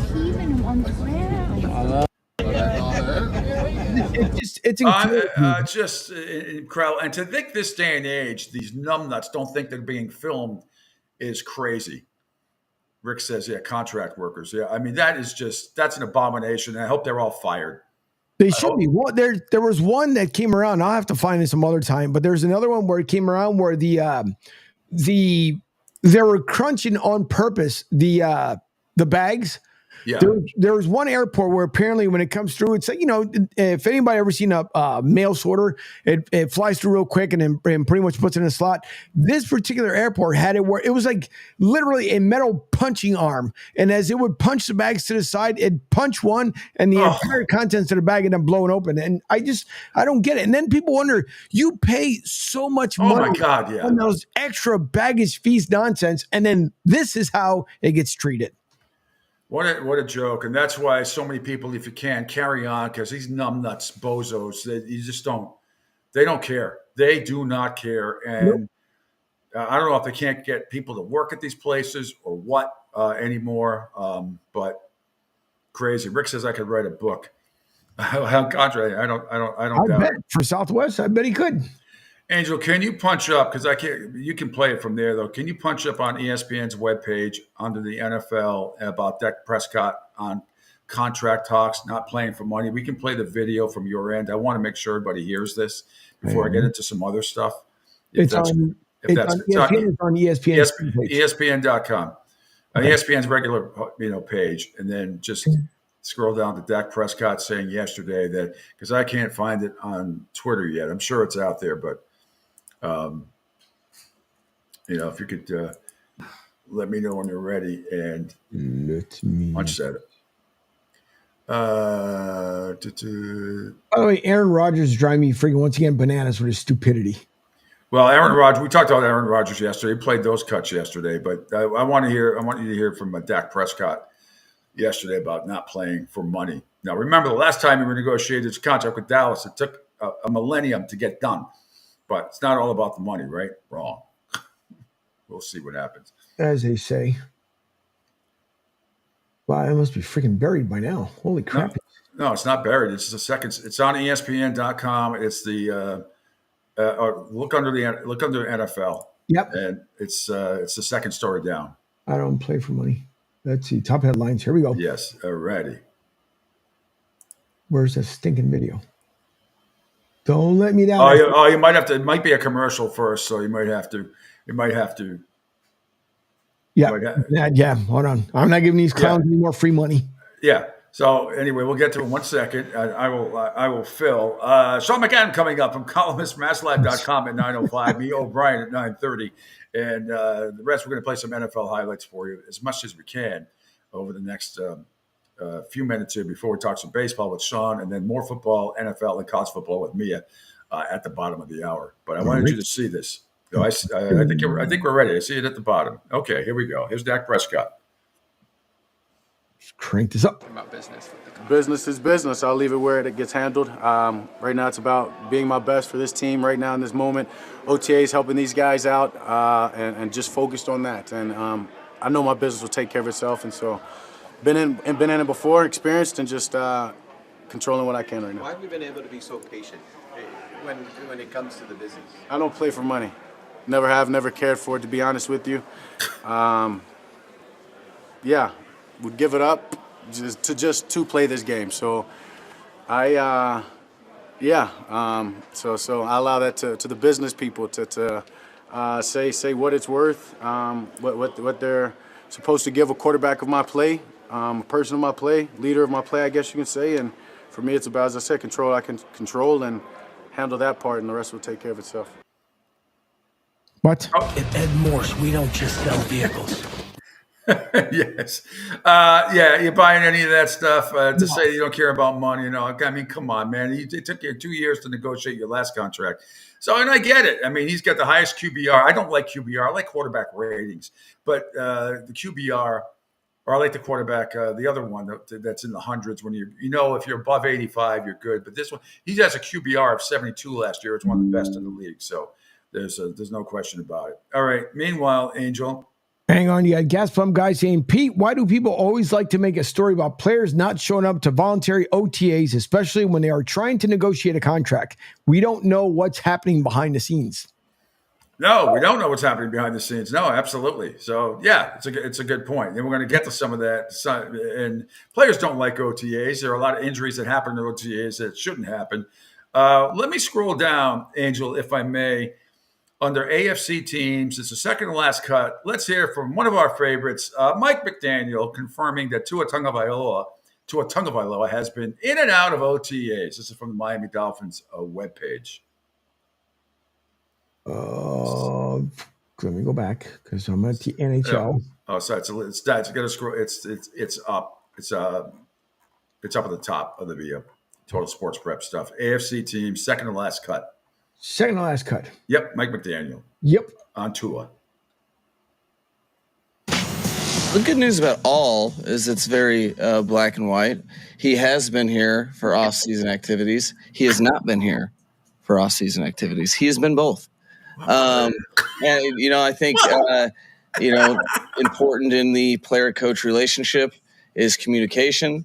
And, I think however things play out, as long as we're communicating and we're on our P's and Q's and what we need to get accomplished, then we have a fighting chance. And it's been a good exercise in our relationship this offseason. The times that he hasn't been here, is that contract related? I don't make a habit of speaking for other people's mouths. So I'll let you ask Tua. You guys have a good relationship. What? He's been here. He hasn't been here. I'm going to put things in people's mouths. What? Is there a dunce button? Wait a minute. Wait. He's not a dunce. He's just, I can't. I'm sorry, Miami. I am sorry. And maybe it's just coach speak, or he just doesn't handle the media well, whatever. You are not ever winning a Super Bowl with this guy at the helm. It ain't going to happen. I don't care what kind of offensive genius you think he may be. That guy mentally is not suited to win a Super Bowl. No freaking way. No freaking way. Got one sound to describe exactly what he said. Can I have you play that cut again? Sure. Do you mind? Play this again. Mike McDaniel, head coach. We need closed caption. And it's almost like I need to hit the SAP button. All is it's very black and white.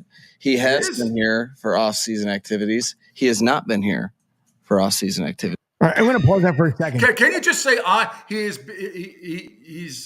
been here he's been here part of the time, or he's been in and out? To say it's like to say you've been there. He has been here for. I don't know. Go ahead. He's been both. I think important in the player-coach relationship is communication, and I think however things play out, as long as we're communicating and we're on our P's and Q's and what we need to get accomplished, then we have a fighting chance. And it's been a good exercise in our relationship this offseason. Angel, in the words of Mr. Spock from one of the original series, I see no reason for your answers to be couched in riddle. I mean, am I wrong? What is that? I have no idea. It's almost like, so you want to buy a Yugo. I have what's called a Go U, but you want a Yugo. So I understand what you're looking for, but unfortunately it's not here. But I do have the Go U in case you have the purchase of the Yugo. Come on. The philosophical Mike McDaniel, right up there with if a tree falls in the woods and you don't hear it, doesn't make a sound, which I've always said yes. But Mike McDaniel, proving that Tua Tagovailoa is there and then, like the Great Kazoo, disappears. Like that. He's hysterical to listen to. Absolutely hysterical. Let's get one more cut in before the break. I wanted to play more. We'll get to some more a little bit later on. More at the top. First cut, the Ravens, John Harbaugh on Derrick Henry. This is from the Ravens webpage. First cut. Yeah, at the top. First one. I see it. You know, one thing about Derek, one of many things, I mean, he works. He is a worker, 100% every day, locked in, asks questions, texts his coach at night, ready to go for practice, in the weight room, training room. Very impressed. This guy is a true pro, ultimate pro. All right, John Harbaugh right there from the Baltimore Ravens on Derrick Henry. Okay, we're going to take a quick break because we want Sean McAdam to have some time to get in on here. Quick break here on the Pete Sheppard Show here on the Riptide Media Network. Sean McAdam coming up next. We'll talk some baseball, columnist from MassLive.com, and also a great hockey guy and one hell of a person, I got to tell you. He'll join us next after this quick break. It's the Pete Sheppard Show until 10 right here on the Riptide Media Network. Hey, Dad. Your prescription will be ready in just a minute. Hey, Dad, your laundry will be ready in just a minute. Dad, your lunch will be ready in just a minute. Hey, honey, why don't you take a minute? When you help care for a loved one, you give them as much time as you can, making sure they're safe and comfortable. But it's just as important that you take some time for yourself. At AARP, we can help with information and useful tips on how you can maintain a healthy life balance, care for your own physical and mental well-being, and manage the challenges of caring for a loved one. Because the better care you take of yourself, the better care you can provide for your loved one. Thanks, Dad. Thank you. You're there for them. We're here for you. Find free care guides to support you and your loved one at aarp.org/caregiving. That's aarp.org/caregiving. A public service announcement brought to you by AARP and the Ad Council.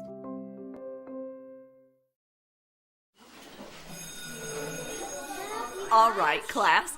Let's hear what everyone did this weekend. Jill? Well, I raised my older sister to a big oak tree. It was at least 100 years old. My mom said I must have set a record or something.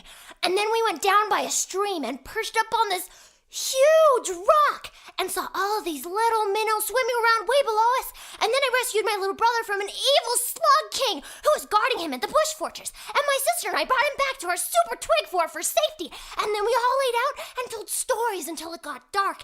And the Big Dipper led us all the way home. Wow. Awesome. Where were you, Jill? Yeah. We went to the forest. It's not that far away. Anyone want to come this weekend?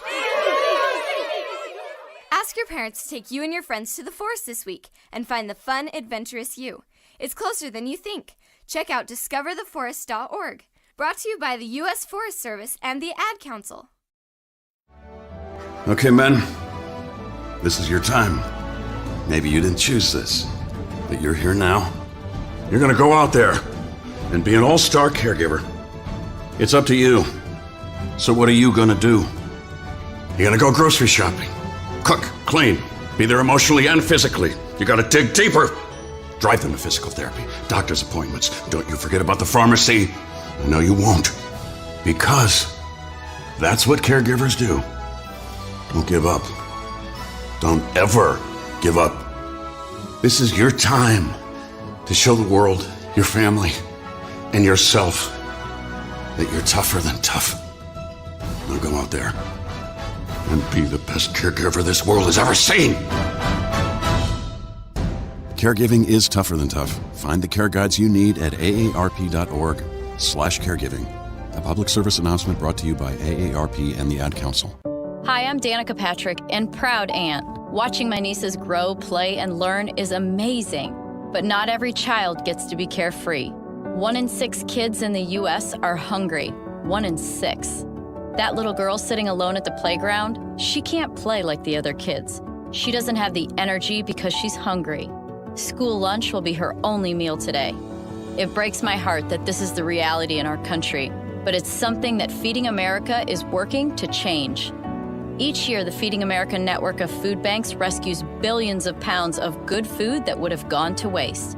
This food is then provided to families and children in need. Being a kid should be about using your imagination, learning, and having fun. These children shouldn't have to miss out on simply being a kid because they're hungry. To find out how you can help end childhood hunger in your community, visit feedingamerica.org. Brought to you by Feeding America and the Ad Council.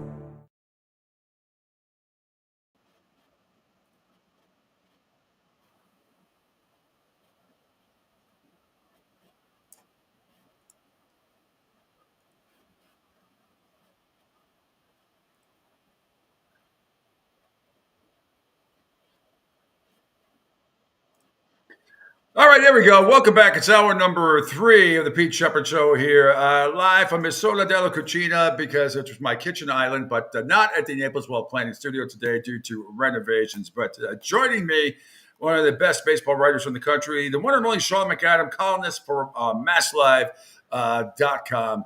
And you see him all over the country on a whole bunch of podcasts as well. You are like America's first baseball guest. Sean, thanks for taking a few this morning. How are you? I'm good, Pete. Good to see you. You too. Nice to be seen as well. Before we get into the Red Sox a little bit, can we talk about the Philadelphia Phillies? Best start in Major League Baseball since the Mariners in 2001. How much of this has to – we always say it's the players and not the managers. Rob Thompson, third-year manager for the Phillies, have anything to do with this in your opinion? Now, are you surprised by the Phillies and what they've been able to accomplish so far? Yeah, I am. I mean, we're only in May here, so they haven't won anything. We're not even at the All-Star break, but to have gotten off to the kind of start they had, I thought I picked the Braves to win the World Series at the start of the year. I think they are a more complete team than the Dodgers. I think, with all the pitching injuries the Dodgers began the year with, although the Braves caught up with them a little bit, losing Spencer Strider, that was a big blow. I just thought that Atlanta had the most talented 1 through 26 roster in the game, and I picked them to win the World Series. And look, that still may happen. It's not as if the Braves are not going to qualify for the postseason here. But I did not expect them to be behind the Phillies as we get to Memorial Day weekend. And, yeah, you got to give Rob Thompson a ton of this credit. He was kind of their Joe Morgan, right? A guy who'd been in the game a long time, probably thought he wasn't going to get a chance to manage in the big leagues, and steps in the middle of the year and kind of saves the season. And seems like he's, he understands what the players need. They play for him. They like him. They respect him. He gets a lot out of that roster. I still think they have some defensive flaws that ultimately may catch up to them, but there's no taking away from what they've accomplished so far. No question about it. It's really interesting, Sean. Let's get to the Red Sox, and here they are again. Every time I get pissed off at, I picked them to finish last. So are they overachieving in my book? Absolutely. I mean, the starting pitching overall has been phenomenal. I mean, it's some unbelievable numbers. They just finished a sweep in Tampa Bay, for the first time in 5 years that they've swept them at the Trop, but.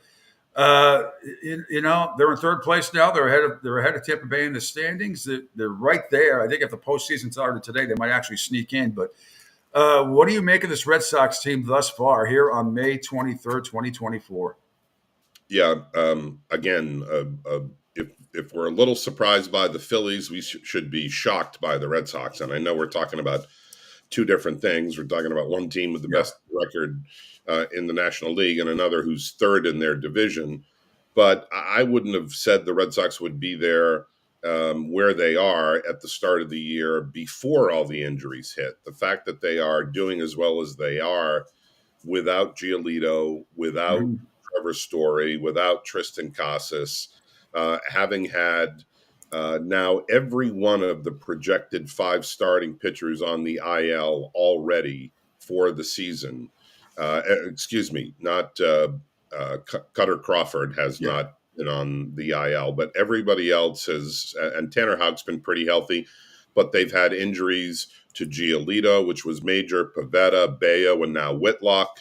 And to be above 500 without 2 of their biggest bats in the lineup and kind of shuffling through the rotation in the first couple of months, I think is remarkable. Whether they can continue that pace and still be a contender throughout the year, my general rule of thumb, Pete, is that teams can overcome injuries for a short period of time. There's a rallying aspect when you lose guys, and everybody kind of steps up and contributes, and you play above your head for a while. It's harder to do that over the course of a 6-month season. So there's a long way to go.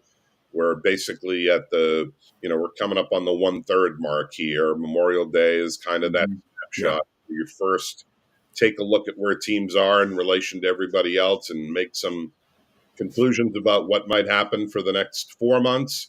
But I think you have to give them credit for being where they are, given some of the obstacles they've had to overcome. And then, Rafael Devers, if the old This Week in Baseball show was still on with Mel Allen, he would have probably taken up the whole highlight for 1 week. I mean, my God, what do you had? It's five home runs in 5 or 6 home runs in 6 days. I forget. Yeah. He's been amazing. He's been amazing. They need it. They need it because there are times that this offense look anemic, but overall, the offense have performed a hell of a lot better. Again, considering injuries and a lot of other things, I'm surprised by the offense as well. Are you? Yeah, you've seen Abreu kind of arrive on the scene this year in the first couple of months. He started very slowly, had a very poor spring training. I think there were some questions about what they were going to get out of him. He's been an excellent right fielder and supplied some pop from the left side. Rafaela has struggled at times with strikeouts and putting the ball in play, but he's come around. He leads all rookies in RBI. He's shuffled back and forth between short and center, depending on what they need on a particular night. Jaron Duran has become a terror on the leadoff spot. He's already got 7 or 8 triples. He's got a ton of doubles, stealing bases, and really improved play in center field over the last year. So, they've given a lot of these young guys opportunities out of necessity, and the vast majority of them have taken that opportunity and run with it. I'm stunned at the power numbers for this team. I did not see that coming at all, right? I mean, they're still at the top of the league in homers, are they not? Yeah, they're very close to the top. If they're not at the top, they have been among the top 2 or 3 teams in the American League in home runs for much of the year. For a while, that was kind of lopsided, with Tyler O'Neill being the guy that was in double figures and everybody else with 4 or 5. But then Devers went on his run. Abreu's been able to supply some. So they've gotten it from all over, and a nice balance in that lineup, which, as I said, has had its challenges, given the fact that 7 games in, you lose your starting shortstop and probably your second best hitter in Trevor Story. And they've been without Tristan Casas for the past month and have another month before he gets back. And somehow they're patching and filling it together and surviving. I thought you had a great piece today on your Mass Life Sports, and it's something I was going to ask you anyway.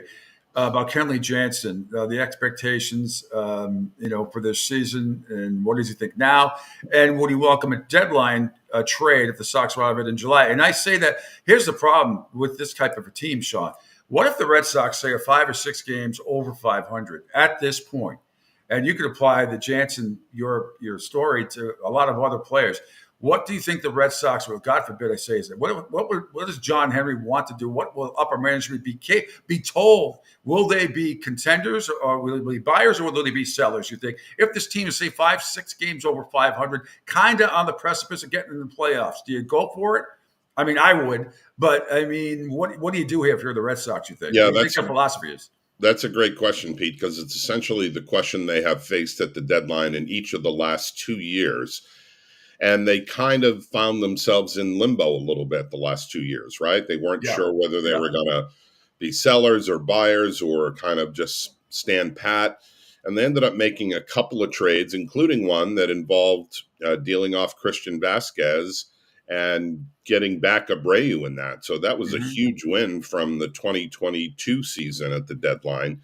They got a lot of grief for moving Vasquez at a time when they were still kind of hanging around and at the periphery of the wild card chase, 2 or 3 games out.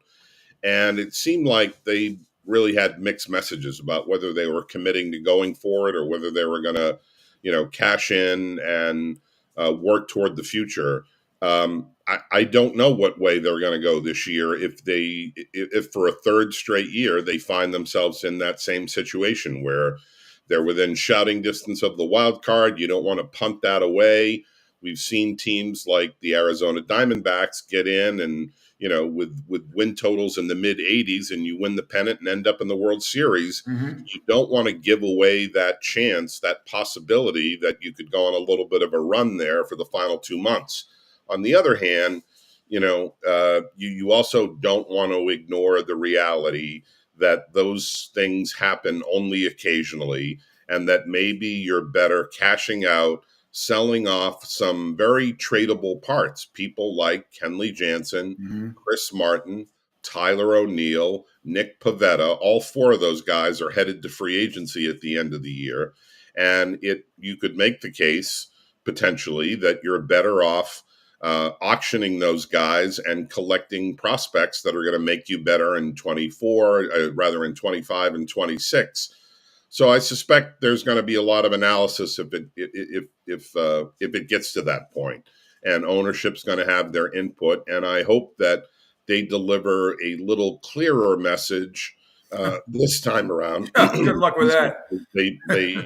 I think they kind of found themselves on the fence and let Chaim Bloom fend for himself the last 2 years. And I think that indecision costs the team in the long run. Oh, there's any doubt about it. Have you heard anything from John Henry over the last month, 2 months? Anything? Nope. Any kind of anything? Something? Is he breathing? Do I need to put a mirror under his nose to see if he's breathing? I shared an elevator ride with him very briefly at Fenway.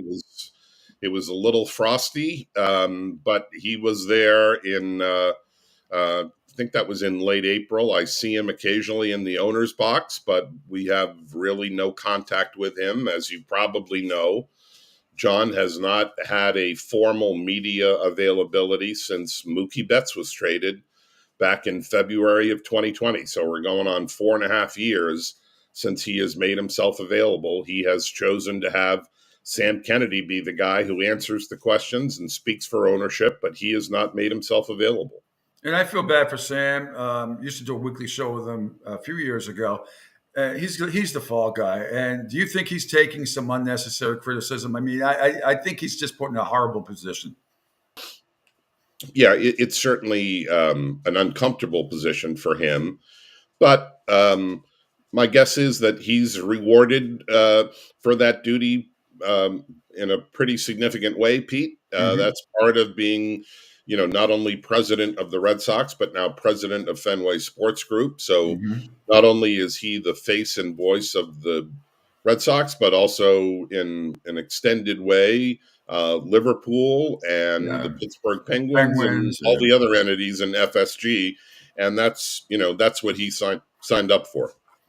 And all those entities you just talked about, they're all struggling too. It's not like they're all. It aggravates me. Hal Steinbrenner yesterday warns of lower payrolls after this season. Quote, simply not sustainable for us financially. Does he have something there, or is he trying to set the tone for the entire league? Yeah, I think we're building toward what's going to be a very ugly negotiation labor-wise in a few years when the current contract expires. I suspect that there's a reason why these big market teams are being a little more outspoken about having to curtail spending. I've had a number of people around the game say that it is going to get ugly, and I don't doubt it. I'm not sure what prompted Hal to address what he might do in the offseason a good 4 months before this one is over, but they're kind of planting the seed, as it were, for scaling back. And my sense is that this is in some way connected to getting ready for a very contentious CBA negotiation at the end of 2026. Now, that being said, because you've gone through this before, I've seen it, that dreaded C word is going to come up all the time, though. Is it not? Collusion. Are the players going to cry collusion? Oh, just from not only Hal Steinbrenner's comments there, but is that going to snowball into massive collusion talk again as the CBA approaches, like you said? Well, I think both sides are readying for a war here. Both on the Players Association side and the owners, they're circling the wagons.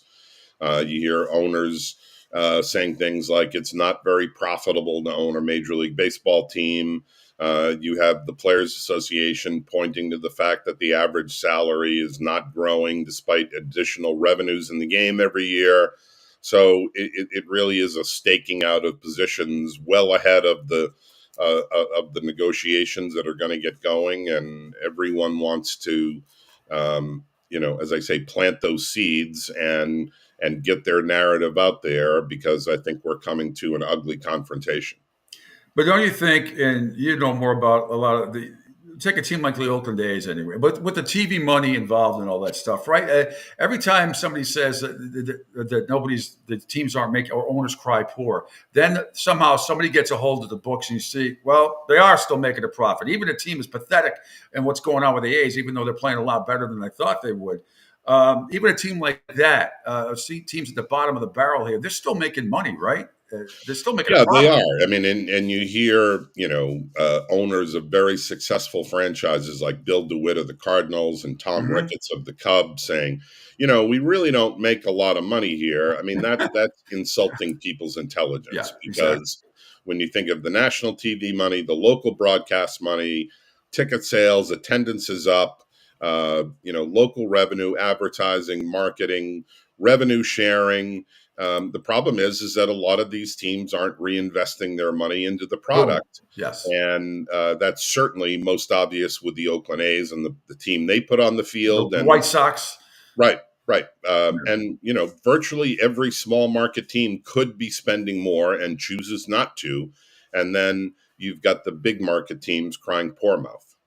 And I often bring his name up to you a lot, but Billy Beane is still a major part of the Oakland A's, right? He's still the president of baseball operations. Yeah.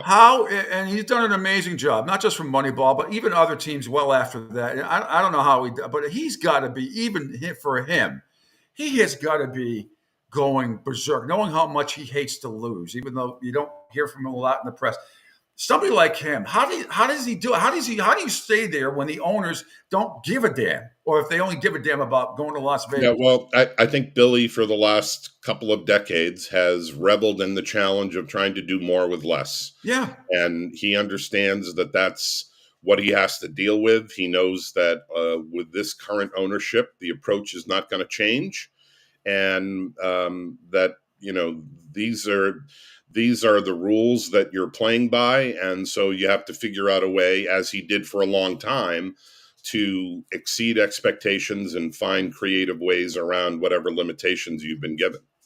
No, I give him all the credit in the world. You think if he could go back in time, he would have taken the $12.5 million from John Henry? I know his daughter had a lot to do with it back then. He didn't want to make a decision about money, and I respect that. I understand that. But I always wonder in the back of my mind, in the back of his mind, does he not regret taking that job back in 03?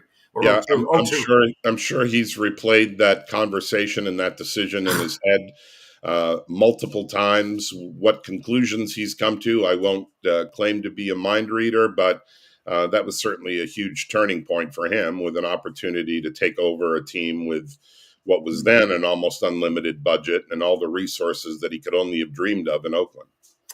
All right, a couple more questions for you. Sean McAdam joining me, a great columnist for MassLive.com. In the American League and National League, what team has surprised you the most? What team has underachieved so far in your mind, in both leagues? Yeah, in the American League, the team that's overachieved, I would say, is Kansas City. Mm-hmm. They added some free agents on short-term deals like Lugo and Waka, and that formula has made them more competitive in the AL Central. So kudos to them. I think even though they played better of late, you have to say the Astros are the biggest disappointment in the American League, although Toronto might not be far behind. Mm-hmm. There could be changes coming there. In the National League, it's less obvious over there. I don't think I expected the Cubs to be where they are necessarily. Mm-hmm. In the National League, I thought they would, be more middle of the pack, and thanks to some signings they made, they have exceeded expectations. And then you look at some of the teams in the West, the Giants, despite spending some money and investing, really haven't gotten, a big return so far. But it's less, I think there are fewer surprises in the National League than the American League. And the one for me, too, is the defending world champion Texas Rangers, who played like the Bad News Bears last night. I don't know if you saw that Little League kid 3-run homer that but they're 24-26. They've lost their last 3, defending world champions. Yeah, I think they probably went into it with let's tread water until our guys come back, until you get maybe Scherzer and DeGrom back at the break or the second half, and then put on a big push for the final 2 months. And they haven't played themselves out of contention yet. They're probably happy about that.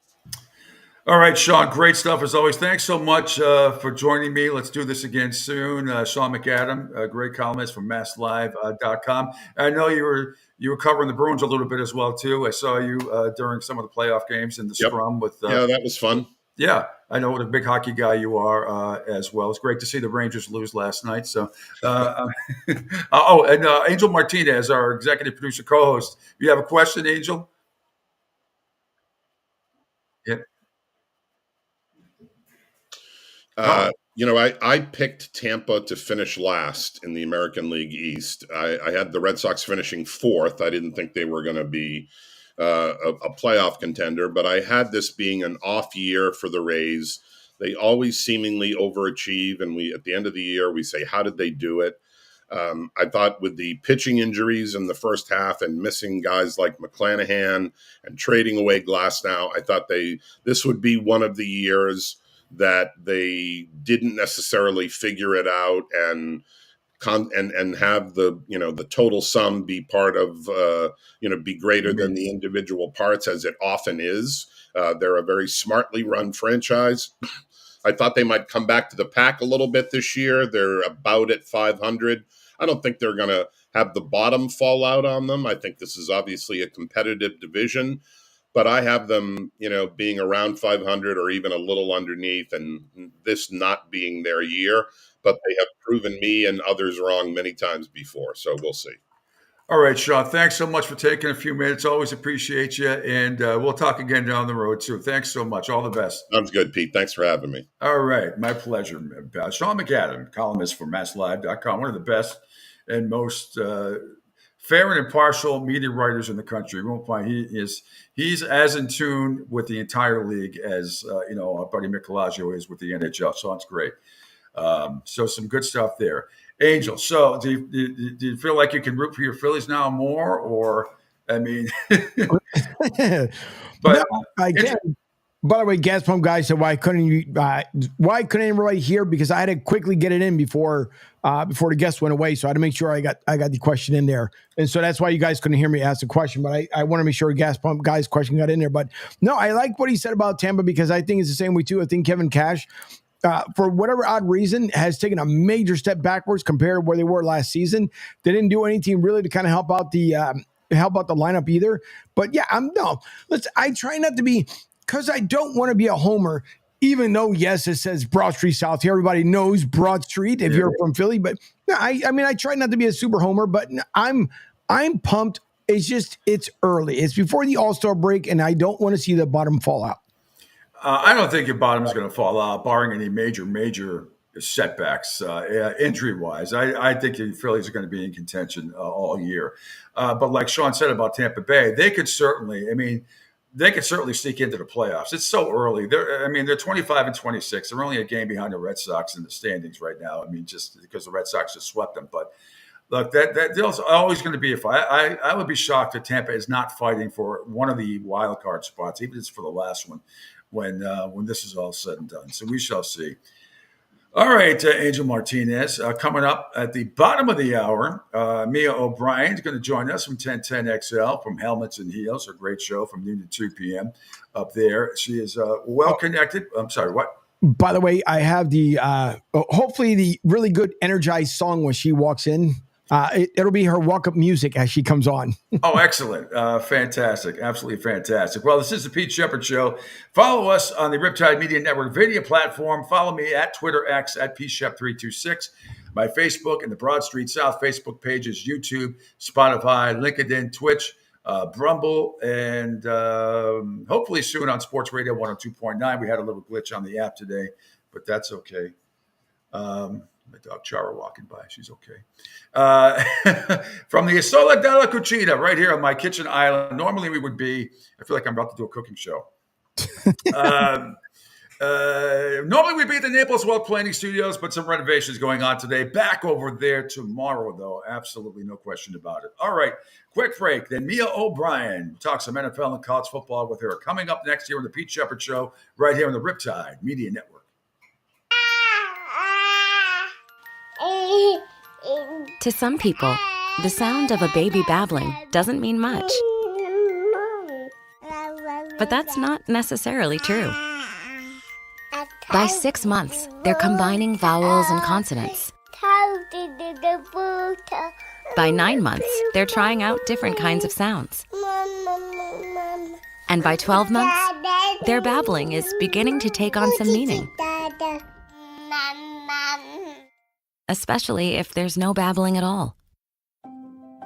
Little to no babbling by 12 months or later is just one of the possible signs of autism in children. Early screening and intervention can make a lifetime of difference and unlock a world of possibilities. Take the first step at autismspeaks.org.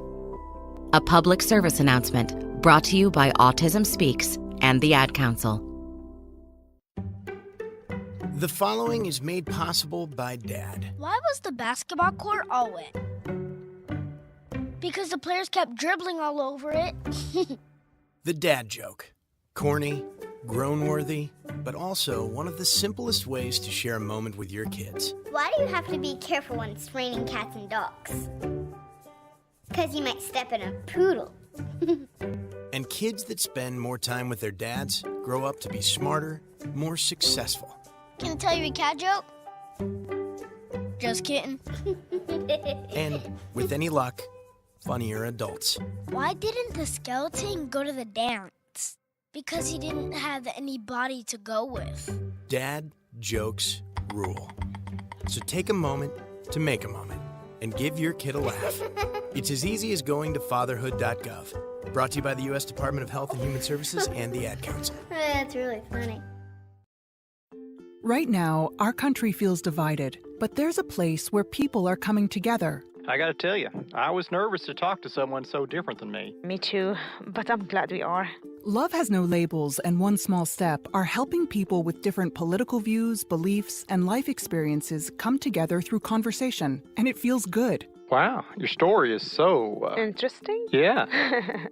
When people actually sit down, talk, and listen to one another, they can break down boundaries and connect as human beings. At lovehasnolabels.com/onesmallstep, you can listen to amazing, life-changing conversations and find simple tools to start a conversation of your own. I know one thing. This conversation gives me hope. It gives me a lot of hope, too. Take a step toward bringing our country and your community together by having the courage to start a conversation at lovehasnolabels.com/onesmallstep. A message from StoryCorps, Love Has No Labels, and the Ad Council. People do some pretty cool things in their 40s and 50s. Why should saving for retirement be any different? I mean, they go back to college, learn new instruments, start skateboarding. Whoa! Okay, maybe that one's not for everybody, but saving for retirement is. With aceyourretirement.org, you can get on track with your retirement savings no matter your age. Just have a 3-minute chat with Avo, the friendly digital retirement coach from AARP. You'll get personalized recommendations based on your input that are easy to understand and work with your lifestyle. It's quick, easy, and free. Plus, it's sponsored by AARP, so you know they got your back.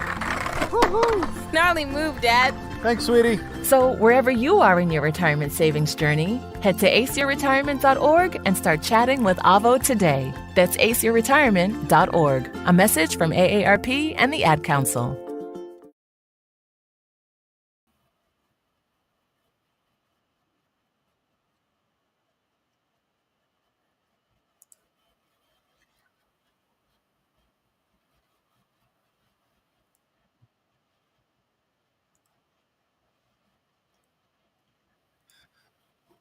All right, back here on the Pete Sheppard Show final segment on this Thursday. That's Angel Martinez with Mia O'Brien. That's her walk-up music.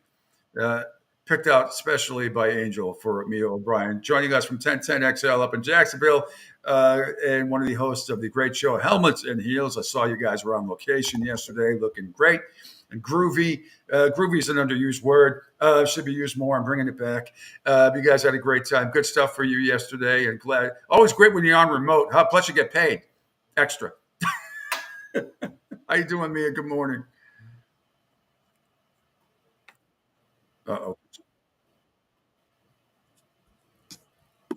Uh-oh, why can we not? Sorry, boys. My my Wi-Fi. Who would have thought from the actual? I could, but it was a little broken up. So if you'll excuse me, I'm going to try to switch. We have a Wi-Fi network here. I hear you now. I hear you now, and certainly see you. I can hear you. Process. We say on this show in this app we go processing. All right, let's try that. How's that looking? You're good. All good. That's why we have 3 different Wi-Fi networks here at 1010XL. So you're not at your house. You're at the office already. Yeah, good for you. No, I was saying how good you and the ladies looked yesterday on your remote. Always nice to get out, and I hope you got paid extra. Well, we did get free lunch, so we'll always take that. And they treat us well here. But yes, we were at Coastal Equipment yesterday, and we will be at Southern Steer Butchers tomorrow. So to your point, I don't know if it's extra money, but I do hear the word on the street is there could be extra meat ahead of the Memorial Day holiday. So I will not say no to that. I'm sure this has come up on your show, and I didn't really want to start with this, but you're so good, and the fact that you are a female, I had to ask you. I'm not the kind of person that gets offended or tells people what to do or think politically and all that stuff, but this had nothing to do with politics. But when I heard Harrison Butker say at the end of his speech the other day, and basically, Mia, if you read between the lines, say, keep your woman in the house barefoot and pregnant. I mean, what the hell? I mean, how did you take that when the end of that speech? Yeah. So it was funny because we were very much, we approached that day on Helmets and Heels with the mindset of we're not going to bring it up because we're here to talk about the sports. And that's not to say shut up and dribble, but that's to say, do we really want to be giving Harrison Butker more airtime than he already deserves? On a personal level, Pete, as someone who has given multiple commencement speeches, I was just mortified. And I understand that this was, I believe, the spiritual speech of some kind at Benedictine College. It wasn't just the main commencement address. So respect to that. I understand if it was supposed to have a religious or spiritual connotation, but the fact that so many people got dragged through the mud, not just women, but the LGBTQ community, the president, that was where I just was like, look, we're going to steer clear of that because it wasn't just women that got dragged, but certainly the women line is what really resonated with most folks. We kind of played off it. I mean, I was like very proud. Like I went home and I was like, I said it to my parents. I was like, I thought we handled it really well. We made a couple jokes about the Los Angeles Chargers schedule release video in which they put Harrison Butker in the kitchen. We said, if you really want to talk about women in 2024 and where their place should be, this is a program called Helmets and Heels, driven or lit by First Coast Lighting and fanned on 1010XL. Like, you know what, I think that's all that needs to be said. But yeah, it was one of those things that it was a little bit out of left field, but unfortunately after 9+ years in the game and being here in this market for 6 years, I'm not saying the Jaguars, I'm saying across the National Football League, there's a lot of cats that I don't really know what they're doing when they leave the football facility. So listen, that's to each his own. Everyone can have their own life. And if that's what Harrison Butker wants to live by, that's fine. Well, as usual, way too logical for this show. Meanwhile, OTA's going on. Are they coming to a close today? The rookies and tell me any drama going on up in Jacksonville and what has impressed you thus far? Anything standing out to you? I know OTAs, it's tough. My thing about OTAs, Mia, the Chargers have been over the last, I think, 6 or 7 years. I just don't want to see anybody have a season-ending injury. We saw it way back with Tannehill back in the day in Miami. I mean, there's so many stupid, ridiculous, unnecessary injuries in OTAs that keep a lot of guys out for the entire season. And it's just like cone drill, stuff that non-contact drill. So far, right, Jacksonville in a good spot? Yep, absolutely. So OTA number one was on Monday, and Doug Peterson is definitely taking the let's be safe, not sorry approach, ranging from Gabe Davis, who suffered that PCL injury during the final few months of Mhm. his career up in Buffalo. He has not been given a full go at OTAs just yet.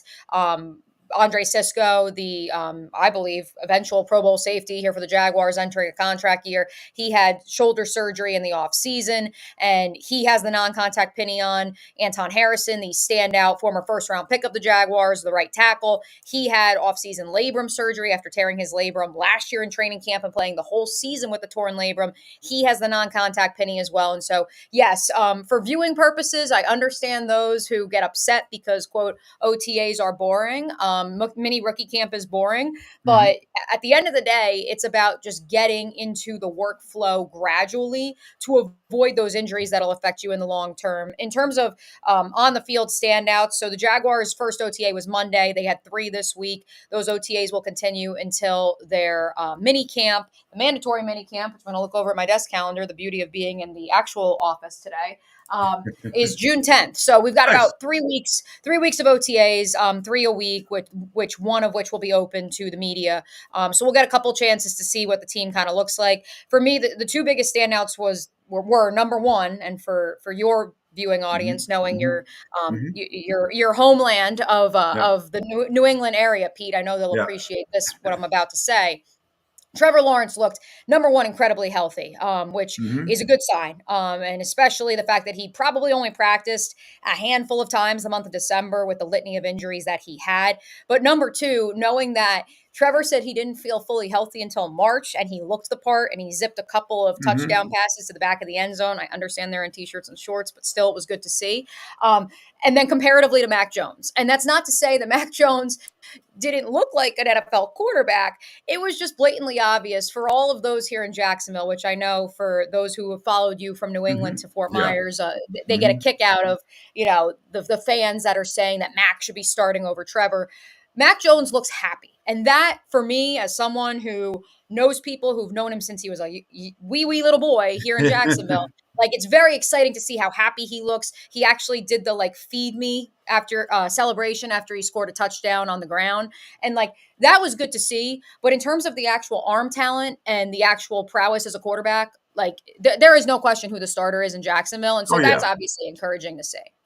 Yeah, and I'm not surprised. Mac Jones basically, quote unquote, going home, and I get all that. And let's not forget, he was an unbelievable. I mean, I know he's a substitute Pro Bowl guy. He made the Pro Bowl. I mean, his rookie year, he had a good rookie season.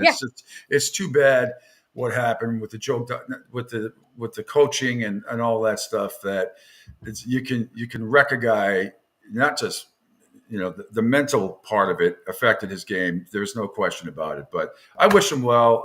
Now please, because I went through this years ago. You probably weren't even born when Michael Bishop was like the third string quarterback for Drew Bledsoe. He used to take calls after Patriot losses sometimes before Brady. Put Michael Bishop in. It's it's happening. So you're getting Mac Jones in for Trevor Lawrence? What is wrong up there? What? Already, as Taylor, my co-host, is in the office now, and she's laughing from across the room because we're getting it. Since she and I had our multimedia operation, I was scrolling through our comments the other night after the first OTA. I was scrolling through the Jaguars official account, and the number of people that comment, and I'm sure most of them are trolls, but the number of people that comment and say, Trevor's bad, put Mac in, maybe it's a bit, but I don't think it is. Here's the thing, Pete. Parallel universe? Are they in a parallel universe somewhere? I know there's a lot of fan bases that do this. I'm sorry. Go ahead. Right, but the reason I don't think it actually I don't believe it's just young fans being funny online is because I would like to believe that our text line, Designed by Lifetime Enclosures, and those listeners that call into 1010XL are not those 14-year-old kids with an Instagram account who are just being funny. And those people full-heartedly believe that Mac Jones should be starting over Trevor Lawrence in Jacksonville in 2024. So. Well, as they say in the Jedi world, you need to go back and rethink your life. I mean, that's seriously. I mean, it's just unbelievable that anybody could come to that conclusion after. I mean, it sounds like they would say that about. I mean, we always know in the NFL, you know this, that the backup quarterback a lot of times is the most popular player on the team. But for God's sakes, I mean, you think they'd be saying this if it was anybody else? I mean, any backup quarterback, would they be saying the same thing just because some people just don't like Trevor Lawrence, it seems, for whatever reason? Yeah, and like, so here's the thing. We're very lucky here in Jacksonville. John Ogier, who's the senior writer for Jags.com, not only covered the Jags in their infancy back in the 90s, but he also covered the Peyton Manning Colts. And so, like, he and I have had multiple chats where he's like, look, don't like get angry by the nonsense of it, because Peyton Manning was winning Super Bowls and there were people in Indianapolis begging for him to be benched. So you can't take them seriously. But to your point, the Mac Jones like, I don't even know how to describe it, because it obviously is a double-edged sword, because he is from here. So much of the listening and the viewing and the fan base itself grew up watching this kid at the bowl school, and then of course leading Alabama to a national title. And so it's weird, because when he was first acquired in that trade back in March, I would say probably about 60% of the town was angry, because why are you wasting a 6th-round pick on a guy we already know about? You could be drafting a developmental rookie. The irony is not lost on me that the Patriots then used that 6th-round pick on Joe Milton. In my opinion, Joe Milton, Mac Jones is your backup. I will take Mac Jones every single day and twice on Sunday. And so it's weird that we went from so many people being angry about this trade to, well, he's actually better than Trevor, so it's fine. Like, this is actually like, you know, we're going to have like a Nick Foles succession plan here. Everything is fine. And it's, I don't know, it's very weird how we arrived at this juncture. But to your point, and I said it on the air back in March, if it had been anybody else, I mean, if they traded for Sam Darnold, like, let's say he was available in a trade, like, I'm not sure there would be such polarizing takes as there are because it's Mac Jones. I think if, you know, they'd gone out and acquired Zach Wilson or Justin Fields, it may have been similar, but then you throw in the caveat of Mac is from here, and it's just strange. But yeah, the bottom line is Trevor looked extremely healthy. I understand they're in t-shirt and shorts, and the arm talent, it's unquestioned. I mean, there's a reason that so many people have him as somewhere between a top 8 and top 15 quarterback in the National Football League after a year in which he spent the last 6 weeks of the season with 5 different injuries. No, and to a degree, I went through this in 2008. 2007, obviously the Patriots go undefeated, losing the Super Bowl to the Giants. The next year, Brady gets hurt opening game against Kansas City because Morris misses a block. And then Matt Castle comes in. They go 11-5. They miss the playoffs because stupid Brett Favre couldn't get a first down in the last game of the season against the Jets, Miami. Not that I'm holding any grudges. But I cannot tell you, Mia, call a day after day after day. It was the longest offseason ever. Trade Brady. Trade Brady. See, they can. I hate this. It's the system. Anybody can be plugged in with Belichick at head coach. It's the system, which is such an overused term. I hate it. And trade. I cannot tell you. Call after call after call. Trade Tom Brady. Matt Castle can do the same thing. Brady. No, well, they can't. Right, and that's the thing, and like that's why it's funny that I made the Nick Foles joke and Taylor even laughed. But like Nick Foles, we've come to realize, with all due respect to him, was a great backup. And what great backups do is they catch lightning in a bottle from time to time, whether that's Josh Dobbs this past year, whether that's Jacoby Brissett at times during his career, whether that's Matt Castle at times during his career. And if that's the trajectory that Mac Jones ultimately has, all 3 of those guys have had pretty long NFL careers and made some good chunk of change over their time and service to the National Football League. And so it's not the end of the world if that's the route he chooses, but you can't tell me that one of those guys is at the same level as a starting top 10 quarterback in the National Football League, like a Tom Brady or even a Trevor Lawrence. It's just people are nuts. People are nuts. A couple more questions about the Jags, and then I want to get into a little bit of college football with you as well. Etienne has seemed to be subject of discussion lately, even though I think his workload increased last year as opposed to 2022. But Doug Peterson wants to kind of lessen the load on him. Is that what you're hearing? For Travis Etienne? Yeah, Etienne, yes. Yeah. It's I didn't expect that to be such a polarizing conversation again. But it is. I think it's a lot of fantasy football owners that are upset that they listen to me and plenty of other talking heads who said that Tank Bigsby would get 40% of the carries in 2024. And then he was put in the doghouse basically from week one after fumbling not once but twice in the opener, which by the way, in hindsight, both of those fumbles, like comparatively to fumbles you see on any given Sunday, one bounces off of his shoulder and into the arms of of an awaiting defender. The other one, because the rules are different in college versus the National Football League, it was a reverse, or it was behind the pass was behind the line of scrimmage, and so he just like left the ball on the ground, and DeForest Buckner, having the wherewithal, came running up, picked up the ball, and scooped it and scored. And again, he's a rookie. It's his first game in the National Football League. Like, the fact that both those things happened in a 60-minute sequence is like kind of weird. And also to then, I mean, I'm not going to tell coaches how to coach, but to then say, well, now you're in the doghouse. How's he supposed to break out of this rookie slump? You have to give him carries. From my reporting and from everyone that I've spoken with, that's not going to happen this year. And it's because one specific person was very hell-bent on putting him in the doghouse, and that person, while still here, I do not believe will be as empowered.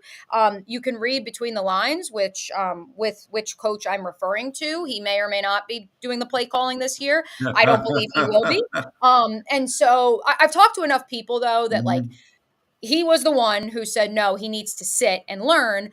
And enough people, including Doug Peterson, said, no, we need to get him involved because number one, he's never going to learn otherwise. And number two, Travis Etienne by week 10 against the Houston Texans on the road had some sort of bruised rib, which I don't think we ever got the explanation for what that injury was. And you're still hammering him into the Texans defensive line to the point that the Jags probably would have won that game handily if they had scored in the closing minutes of the second quarter, if not for the fact that Travis Etienne had to kind of contort his body because he had some sort of rib injury and they had no one else that they could use on the goal line. And so it's unfortunate, but it's one of the handful of things that Doug Peterson believes is where the Jaguars went wrong on offense in 2023. And he's hell-bent on correcting them himself.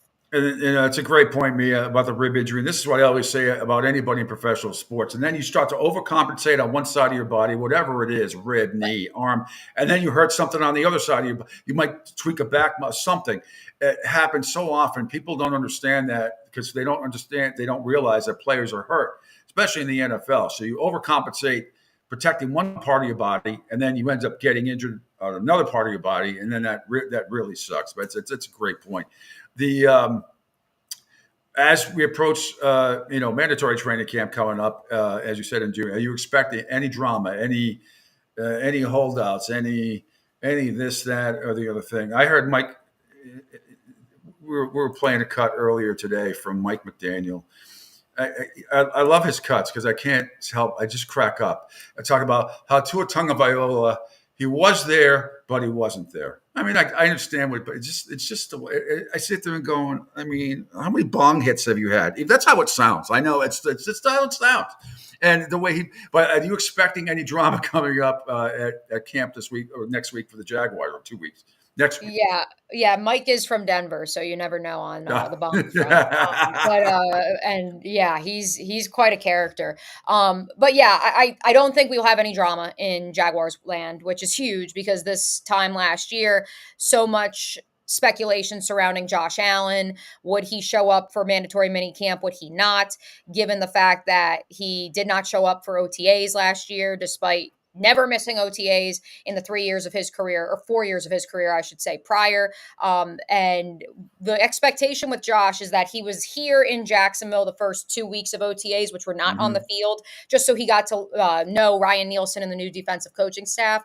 He has headed back out to Arizona, where he has a personal trainer, which he started using this trainer last year. And as we all know, he had 17 and a half sacks last year and got paid mightily this offseason. And Doug Peterson basically said to him, look, I know you want to be at OTAs, but whatever you did last year, I need you to do that again. And so he will be here for mandatory minicamp. He won't be here for the next 3 weeks. The Jaguars know that. It's all fine and good.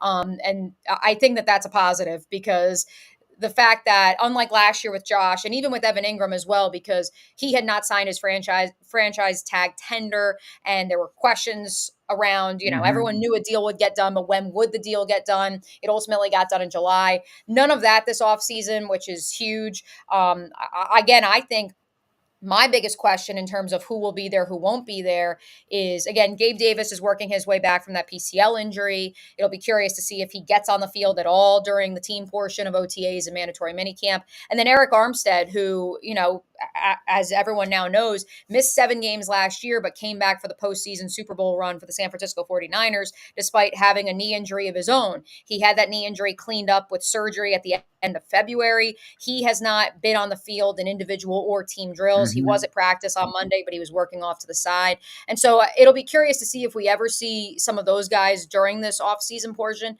of workouts, just because, again, like you led off the top with, Doug's trying to keep these guys healthy. Yeah. But the fact that we don't have to worry about will they report, will they not report? Yeah, that makes my life a lot easier for sure. Quickly, I have one more question about college football I want to get into with you for a second. But Angel Martinez, you have a question for Mia? Looks like if you don't worry about it. I didn't know if you did. Actually, I do, because there's a clip that she had from last week with Scotty Scheffler, and you talk about someone getting a speed round of wealth of information in less than a minute. I'm going to play here in a second, but you can also tell people that come from New England, Philly, Jersey, because if you guys heard earlier when Mia said Milton, we don't ever say Milton. We don't say Trenton. No. It's Trenton. No. It's Milton. Yeah. Milton. That's the way you it's do it. like Massachusetts. It's like Medford, Metfa. Yeah. Metfa. Yeah. Just like Philly, it's water. It's not water, it's water. Just like we are down here in Clearwater. But I like this clip. I'm going to call this the highlight of the week because I had retweeted last week as well. But this is a wealth of information in less than a minute. Yeah, but does Scheffler move the needle for the casual fan? And I could tell it was grinding Carney's gears because the tour loves Scotty Scheffler. He's everything that parents want their children to be and grow up to become. He's a good man. His wife and he are expecting their first child. He leads Bible study for other golfers. He and his wife just want to hang out at a local coffee shop. If you're a fan of Full Swing, you've seen it on television. Mm-hmm. But does he move the needle? To your point, Leon, yesterday, when I saw that leaderboard in the hunt for you football non-golf fans out there, and I saw him lurking and slowly moving up, that was must-see television. He was moving the needle. Yeah. Maybe it's because I'm locked in on the tournament because it's local, because obviously I work in sports. But I am curious if for the casual sports fan, I don't think it will ever be to Tiger's level. Can Scotty Scheffler get to a Spieth or a Rory McIlroy level where when you see him moving up the leaderboard on a Sunday, you say, I need to turn the TV on? Hey, TNT, I'm just going to put it out there. TNT, Mia O'Brien, that's it. That's all I got. Hey, if I'm on par with Charles, I will always take that, Angel. Thank you. So that clip actually was from the Players Championship weekend. So that, as you could tell by my St. Patrick's Day attire. So that was in March, but I have recirculated it multiple times in the last 2 months because, to your point, yes, he is suddenly moving the needle ever since that clip went viral. And so I appreciate Scotty being a fan of 1010XL. His sister actually lives here in town and works for the tour. Fun facts. But yeah, it's fascinating to see the juncture we're at, where 3-4 months ago we were complaining that he was boring, and now he's getting arrested and is literally, I would think, I don't know if the numbers have come out yet for that Friday second round of the PGA Championship, but I would think the television rating numbers, especially if they can accumulate streaming and they count for streaming, I would assume they were off the charts. Mia, awesome stuff. I was going to get into some college football stuff. We can do that next week. Just some Florida State and Yale stuff, and them trying to, sue, not sue. I lose track of the whole drama that's going on with Nil and all that stuff. So do I. It's okay. Yeah, it's okay. I didn't know if that was a big topic on your show, but partly if people want to get away. Not as much, just because, so since we have Helmets and Heels 12-2, which is my primary show, and Matt Hayes, who, of course, preeminent college sports writer here in Northeast Florida and throughout the Southeast, he's on 2-4. I was much more in tune when I was sitting next to Matt every day. I'm still in tune to it, but he obviously has insight that, most people, he's texting athletic directors daily, so he has much more insight in that realm. But yeah, it is a weird, between that and now they're going to pay the former players, and I can't keep track of it all. It's just a lot of money that I would really enjoy having. Well, if I were you, I would buy when the video game comes out, which I love, in 2020, coming out in the next month or in July, I should say. Put it on the highest level, simulate. You don't play, and take all your analysis from the numbers that come out of college football 2024. Fantastic. Emil, you're the best. Thanks so much. We'll talk again soon. All the best. Adios, amigos. All right, Emil O'Brien from in Jacksonville, 1010XL, and one of the hosts of Helmets and Heels, her and Taylor, and I forget the other young lady. They do a phenomenal job. Absolutely. She is absolutely one of the best in the biz. Angel, top notch, A+ for you today. Unbelievable stuff. I try. But we'll be back. I'm sure we'll be back tomorrow. I'll be back in the Naples Wealth Planning Studio. Hopefully we'll not have any glitches, because we really didn't. Once we got, we cleared up one little glitch early. We're about 6 minutes late starting the show today, but that's okay. Pretty much flawless. You were fantastic playing all the cuts and all that, and good stuff. Excellent, good stuff. Yeah, sorry for the folks. I know Jerry from Rhode Island, which he just let me know he had listening today on X, but I think it might have been the overnight crew. Unfortunately, they may have left the dead air, and so it'll be good for tomorrow. All right, my friend. A huge show coming up to you tomorrow on Friday, including the one and only Catherine Tappan at 9:30 via video, talking all things NHL from the NHL Network and NBC, and the Fox. Schedule 2 came out yesterday. Their top games coming up. But we'll talk not only with Catherine Tappan, we might be able to speak with John Mita Perel, I think, as well. Who didn't we get to speak with today?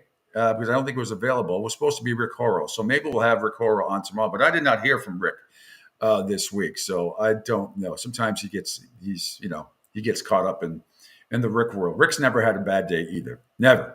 Yeah, never. His tennis court's being used by Serena Williams and stuff, so he's got to worry about making sure all those people are happy, all those uppity people up where he lives next door. Rory, just it's crazy. Angel, great job as always. Your show, Martinez and Company, is going to come back on the network starting Monday at 10 o'clock. Correct.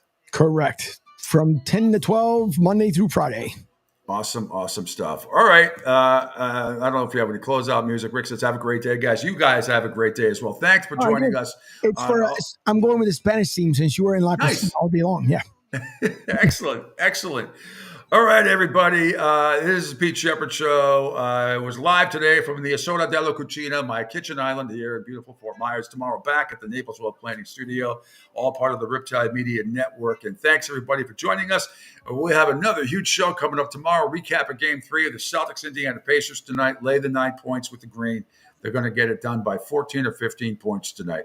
That's all from me. For Angel Martinez, I am Pete Sheppard. Talk to you tomorrow at 7 a.m. See ya.